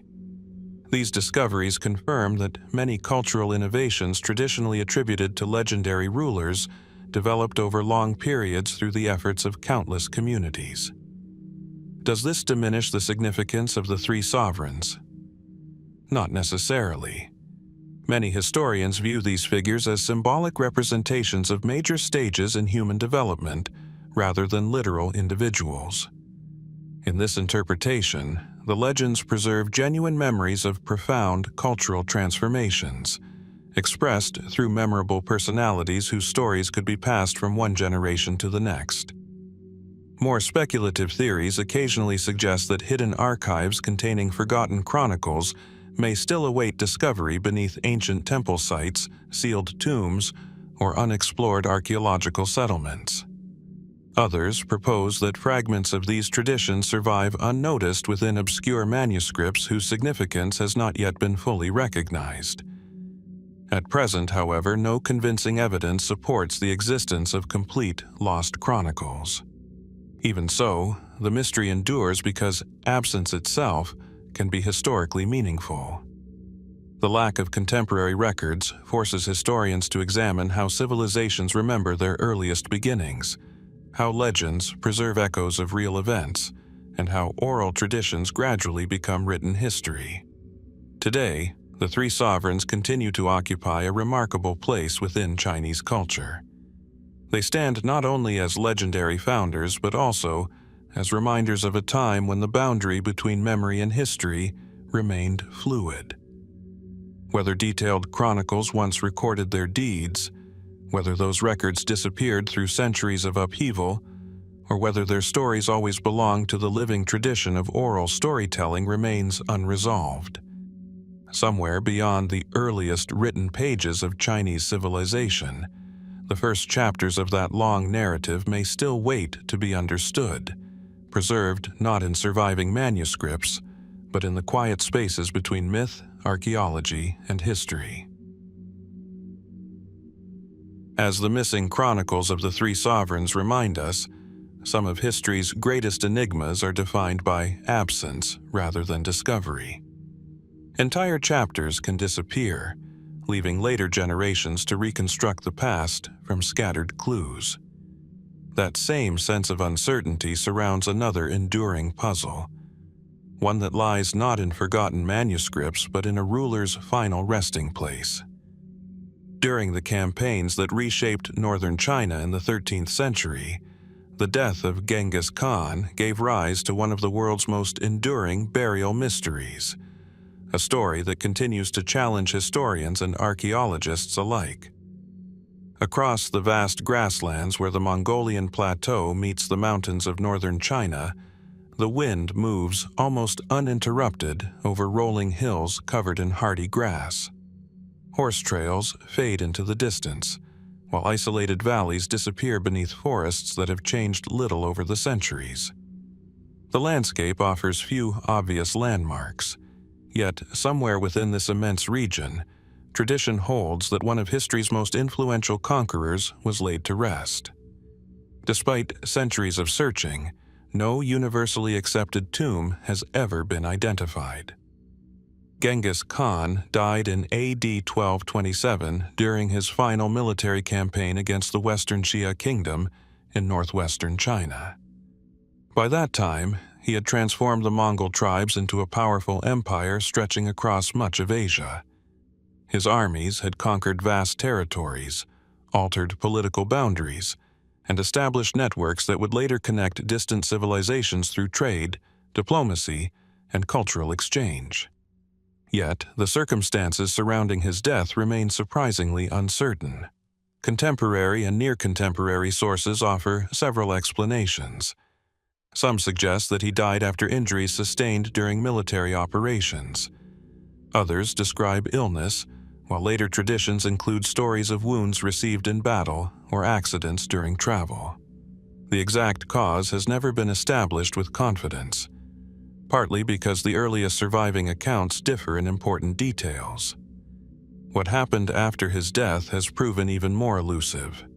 According to long-standing Mongol tradition, Genghis Khan requested a burial conducted with exceptional secrecy. Several historical accounts describe his body being transported back toward his homeland while military operations continued, ensuring that news of his death remained concealed until the campaign had concluded. The burial itself quickly became the subject of legend. One of the most familiar traditions claims that those participating in the funeral procession eliminated anyone who encountered it, preserving the location of the grave through absolute secrecy. Another story suggests that horses repeatedly crossed the burial site to erase visible traces before vegetation naturally reclaimed the landscape. These accounts have captured the imagination for centuries. However, historians approach them with caution. Most descriptions were written years after Genghis Khan's death, often by authors working outside the Mongol court or drawing upon oral traditions that had already evolved. While the emphasis on secrecy appears consistent across multiple sources, the more dramatic details remain difficult to verify. Another important question concerns the phrase empty tomb. Unlike several ancient rulers whose monumental tombs still dominate the landscape, Genghis Khan left behind no confirmed mausoleum comparable to the elaborate burial complexes of Chinese emperors. This absence has occasionally encouraged the suggestion that a symbolic or empty tomb may have existed while the actual burial occurred elsewhere. There is historical precedent for such practices.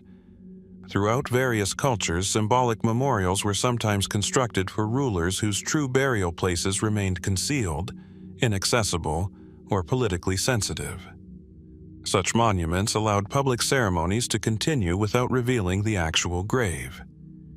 In the case of Genghis Khan, however, no archaeological evidence has confirmed the existence of a deliberately empty imperial tomb connected with his Chinese campaigns.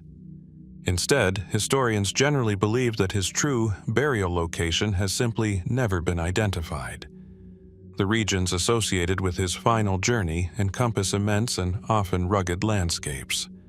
Furthermore, many areas remain archaeologically sensitive due to cultural traditions that emphasize respect for ancestral graves. As a result, researchers have relied increasingly upon non-invasive methods such as satellite imagery, ground-penetrating radar, aerial surveys, and remote sensing rather than extensive excavation. Several promising locations have attracted scholarly attention over the years. The Burkhan Khaldun mountain region, revered within Mongol tradition, has frequently been proposed because of its association with Genghis Khan's early life and spiritual beliefs. Other candidates include remote valleys, mountain plateaus, and isolated burial grounds identified through archaeological survey. None has yet produced conclusive evidence. Chinese historical sources describing the final Western Xia campaign add another dimension to the mystery. They record the continuing military operations, diplomatic negotiations, and eventual surrender of the Western Xia capital, but offer relatively little detailed information regarding the emperor's burial arrangements. This silence may have been intentional, reflecting the Mongols' determination to protect the secrecy surrounding their leader's grave. Some scholars suggest that the absence of detailed records itself formed part of an organized strategy. By limiting written documentation, Mongol authorities reduced the possibility that future enemies could locate or disturb the burial.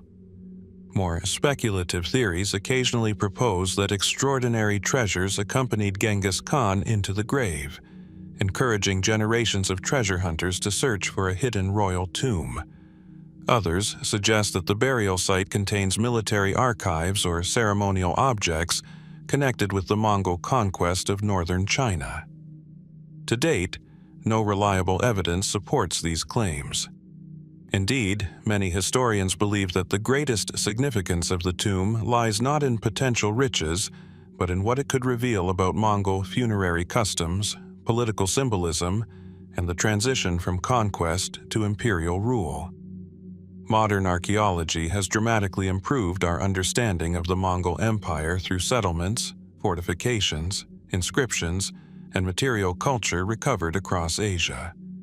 Yet, the resting place of its founder continues to remain beyond reach, protected perhaps by geography, tradition, or deliberate historical silence. Today, the mystery of Genghis Khan's burial remains one of the world's most remarkable unsolved historical questions. Whether his grave lies undisturbed beneath an isolated mountain, concealed within an unrecognized archaeological site, or intentionally hidden according to traditions still respected today, its location continues to elude discovery.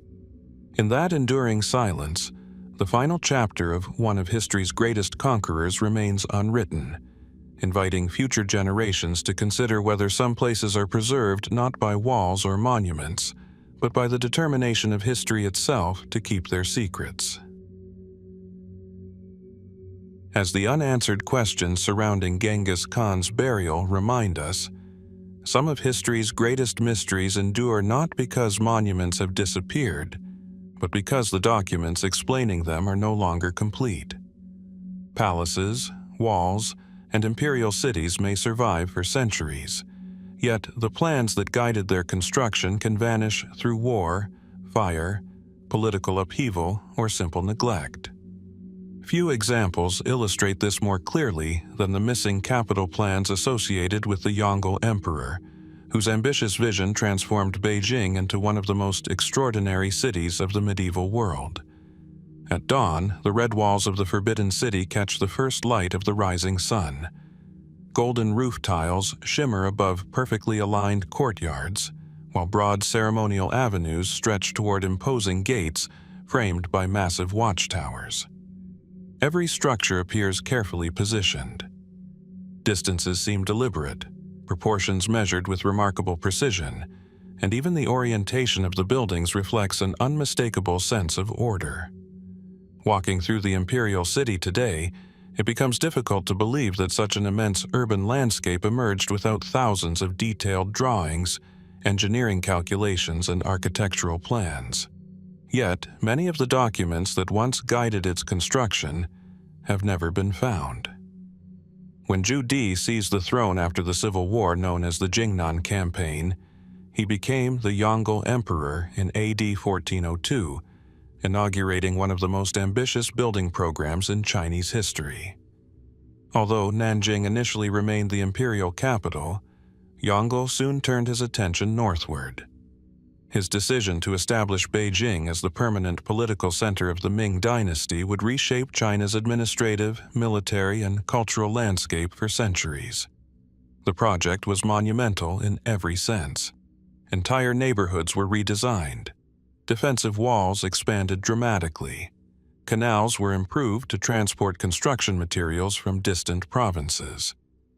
Timber arrived from forests hundreds of kilometers away, while enormous blocks of marble were hauled across frozen winter roads using techniques that still impress modern engineers.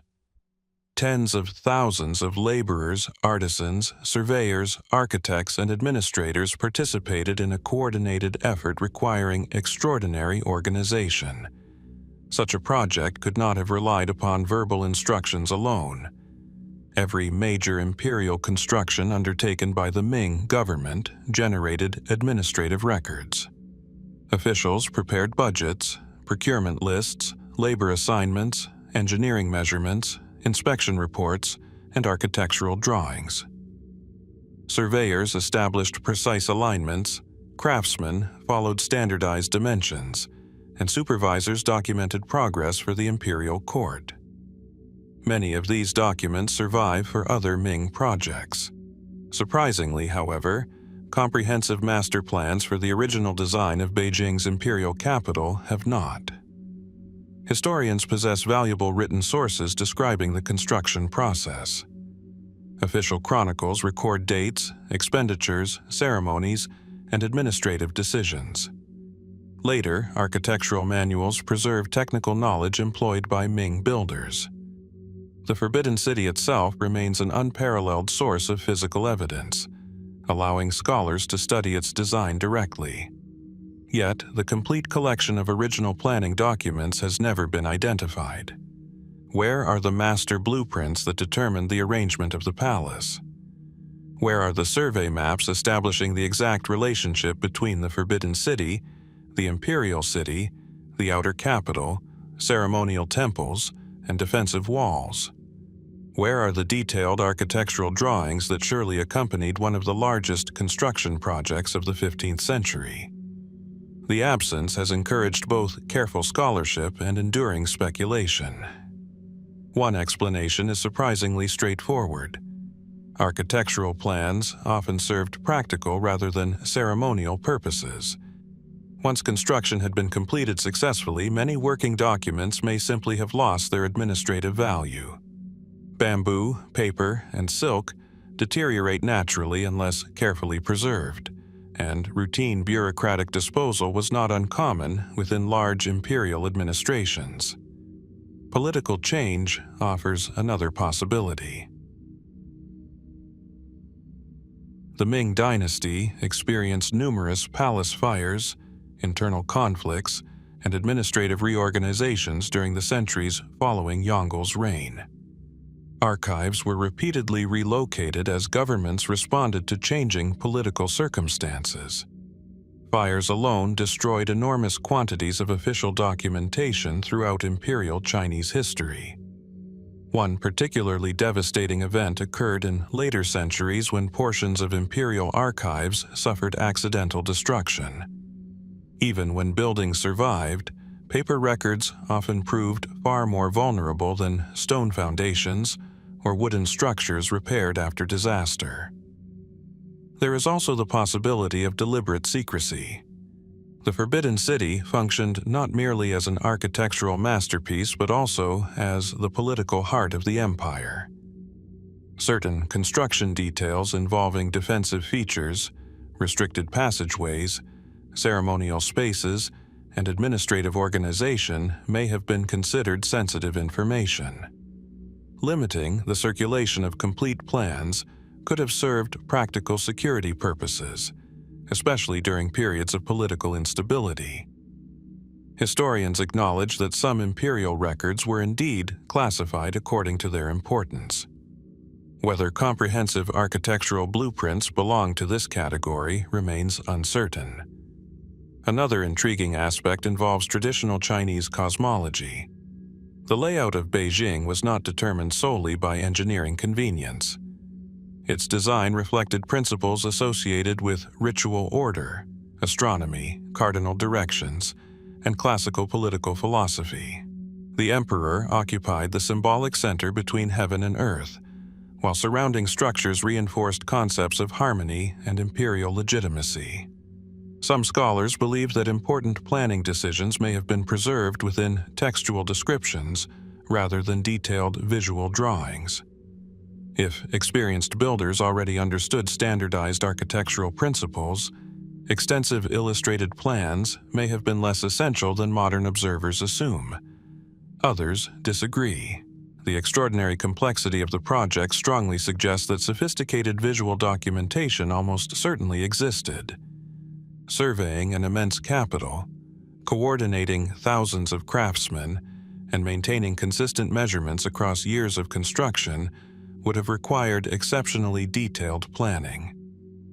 Archaeology continues to expand our understanding. Excavations around Beijing have revealed foundations of earlier Yuan dynasty structures incorporated into the Ming capital, construction techniques employed during Yongle's reign, and evidence of modifications made as work progressed. Laser scanning, digital reconstruction, and careful architectural analysis allow researchers to reverse engineer many aspects of the original design. Yet, reverse engineering cannot replace missing documentation. Without the planner's own drawings, historians cannot always distinguish between original intentions, practical adjustments made during construction, and alterations introduced by later emperors. Some researchers have suggested that portions of the original plans may survive unnoticed within provincial archives, temple collections, or private libraries established by families of court officials. China's long documentary tradition has occasionally produced remarkable discoveries in overlooked repositories, where manuscripts remained untouched for centuries. Others point toward the vast collection of imperial records still awaiting detailed examination. Millions of surviving Ming and Qing documents continue to be cataloged and studied. It remains entirely possible that overlooked references to architectural planning exist within administrative correspondence rather than obvious architectural collections. More speculative theories occasionally propose that complete master plans were intentionally concealed after the Yongle emperor's death because they contained information about unrealized expansions of the capital or alternative palace designs never constructed. Some even suggest that hidden chambers or symbolic alignments remain undiscovered within the Forbidden City itself because the original planning documents have not survived. These ideas capture the imagination, but currently lack convincing historical evidence. Nevertheless, they reflect an important reality. The Yongle Emperor's reign transformed Beijing into one of the world's greatest capitals with remarkable speed and precision. Such an achievement almost certainly depended upon planning documents of extraordinary sophistication. Their apparent absence therefore represents not merely a missing collection of papers, but a missing chapter in the history of engineering, architecture, and imperial administration. Even the surviving monuments hint at knowledge no longer fully accessible. The remarkable alignment of ceremonial spaces, the integration of defensive architecture with ritual symbolism, the careful May. As the missing plans of the Yongle Emperor's capital remind us, not every mystery concerns something built of stone or timber. Sometimes, the most enduring puzzles are preserved in stories that continue to inspire travelers long after the original landscape has faded from memory. Among China's most cherished legends is the tale of the Peach Blossom Utopia, a secluded community said to exist beyond an ordinary cave, untouched by war, political upheaval, or the passage of dynasties. Whether it was inspired by a real location, a forgotten settlement, or purely literary imagination, remains one of the most captivating questions in Chinese cultural history. In early spring, a narrow stream winds quietly through a secluded valley where peach trees bloom in soft shades of pink and white. Their petals drift gently across the surface of the water, carried downstream by a current so calm that each blossom seems reluctant to continue its journey. Beyond the flowering trees, steep limestone cliffs rise into the mist, interrupted only by the dark opening of a small cave scarcely wide enough for a single traveler. It is an unremarkable entrance, easily overlooked by anyone passing nearby. Yet, according to one of China's most enduring stories, stepping through such a passage could reveal an entirely different world. The legend of the Peach Blossom Utopia, known in Chinese as Tao Huayuan, first appeared in the 5th century through the writings of the poet Tao Yuanming. Living during a period marked by political instability and repeated warfare, Tao composed a short prose narrative titled The Peach Blossom Spring, a work that would become one of the most celebrated pieces of classical Chinese literature. The story begins simply. A fisherman loses his way while traveling along a quiet river. As he follows the current, he discovers an extraordinary grove of peach trees stretching along the riverbank. Curious, he continues upstream until he reaches the mouth of a narrow cave hidden within the cliffs. Passing through the confined passage, he emerges into a peaceful valley unlike anything he has ever seen. There, fields are carefully cultivated. Homes stand neatly arranged, and families live in harmony, seemingly untouched by conflict or hardship. The inhabitants explain that their ancestors fled the violence surrounding the collapse of the Qin dynasty centuries earlier and settled within this isolated valley. Cut off from the outside world, they remained unaware of the rise and fall of later dynasties, preserving a tranquil way of life that endured for generations. When the fisherman eventually returns home, he tells others about the remarkable place. Later, attempts to relocate the hidden valley all fail. Its entrance can never again be found. From the beginning, many readers understood the tale as an idealized vision rather than a historical report.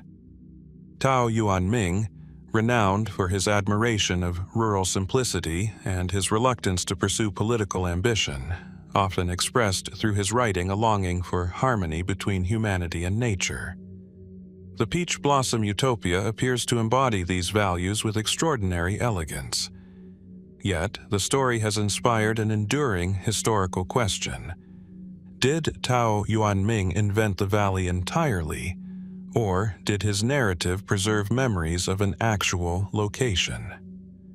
China's geography offers countless landscapes that seem capable of inspiring such a legend. Across southern and central China, limestone mountains conceal intricate cave systems, hidden valleys, underground rivers, and isolated basins accessible only through narrow passages. Entire communities have historically lived within remote mountain regions, separated from major political centers by difficult terrain.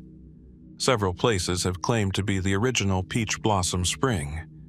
One of the best-known candidates lies in Hunan Province, where a scenic area near the city of Taoyuan has long been associated with Tao Yuanming's narrative. Visitors can walk among peach orchards, explore caves, and follow pathways intended to recreate the atmosphere described in the ancient text. Other regions have advanced similar claims. Villages in Sichuan, Fujian, Zhejiang, Chongqing, and several additional provinces preserve local traditions connecting their landscapes with the famous story. In many cases, secluded valleys, narrow cave entrances, or unusually isolated settlements provide compelling visual parallels to Tao's description. Historical evidence, however, remains elusive. No contemporary document identifies a specific location as the inspiration for the story. Tao Yuanming himself offered remarkably few geographical details, making precise identification almost impossible. Rivers, mountains, and caves appear in generalized forms rather than recognizable landmarks. Some scholars argue that this ambiguity was entirely intentional. By avoiding specific locations, Tao transformed the valley into a universal symbol rather than a destination fixed upon a map. Readers from every generation could imagine discovering their own peach blossom utopia somewhere beyond familiar roads. Others suggest that the story may have drawn inspiration from genuine historical experiences. Periods of warfare frequently encouraged isolated communities to seek refuge in difficult terrain. During the centuries surrounding the fall of the Qin and Han dynasties, as well as later eras of political fragmentation, families often established settlements deep within mountain valleys, where natural barriers provided security from conflict. Archaeological research has confirmed the existence of numerous secluded settlements throughout China's mountainous regions. Some remained remarkably isolated for extended periods, developing distinctive local traditions while maintaining limited contact with surrounding populations. Could memories of such communities have gradually evolved into the legend of the Peach Blossom Utopia? Many historians consider this entirely plausible. The story's reference to ancestors fleeing the Qin dynasty may reflect authentic historical patterns rather than purely literary invention. Even if the specific valley described by Tao never existed exactly as portrayed, similar settlements almost certainly did. The cave itself also carries symbolic significance. In traditional Chinese philosophy and religious thought, caves frequently represent transitions between ordinary experience and deeper understanding. Taoist traditions often describe mountains as places where wisdom, spiritual cultivation, and harmony with nature become more accessible. Passing through a narrow cave into a peaceful valley therefore operates simultaneously as physical movement and symbolic transformation. This layered meaning helps explain why the narrative has remained so influential. Rather than presenting a geographical puzzle alone, it invites reflection upon humanity's enduring search for peace, stability, and balance amid political uncertainty. More speculative interpretations occasionally suggest that the Peach Blossom Utopia refers to an undiscovered valley still concealed within China's vast mountain ranges. Remote regions continue to reveal archaeological surprises, forgotten temples, and long isolated villages that escaped widespread attention for centuries. While such discoveries demonstrate the richness of China's landscapes, no evidence has emerged confirming the existence of a settlement matching Tao Yuanming's description in every essential detail. Others propose that the story preserves distant memories of prehistoric communities surviving independently after environmental or political disruptions. Such theories remain highly speculative and currently lack archaeological support, though they illustrate the enduring fascination inspired by the legend. Modern technology has transformed the search in unexpected ways. Satellite imagery, geographic information systems, and aerial surveys now allow researchers to examine remote valleys once considered inaccessible. Yet, despite these remarkable tools, no definitive peach blossom utopia has appeared. Ironically, the more thoroughly the landscape is explored, the more the mystery seems to shift from geography toward literature and cultural memory. Today, the peach blossom utopia occupies a unique place within Chinese civilization. It is simultaneously a literary masterpiece, a philosophical ideal, a source of artistic inspiration, and a geographical mystery that continues to encourage exploration. Whether Tao Yuanming described a real hidden valley, blended memories of isolated communities into an idealized narrative, or created an entirely symbolic landscape, the story continues to resonate because it speaks to something timeless. Somewhere beyond the flowering trees, beyond the narrow cave, and beyond the certainty of maps, the quiet promise of that secluded valley still lingers, inviting each generation to wonder whether its true location was ever meant to be found, or whether its greatest reality has always existed in the enduring landscape of human hope.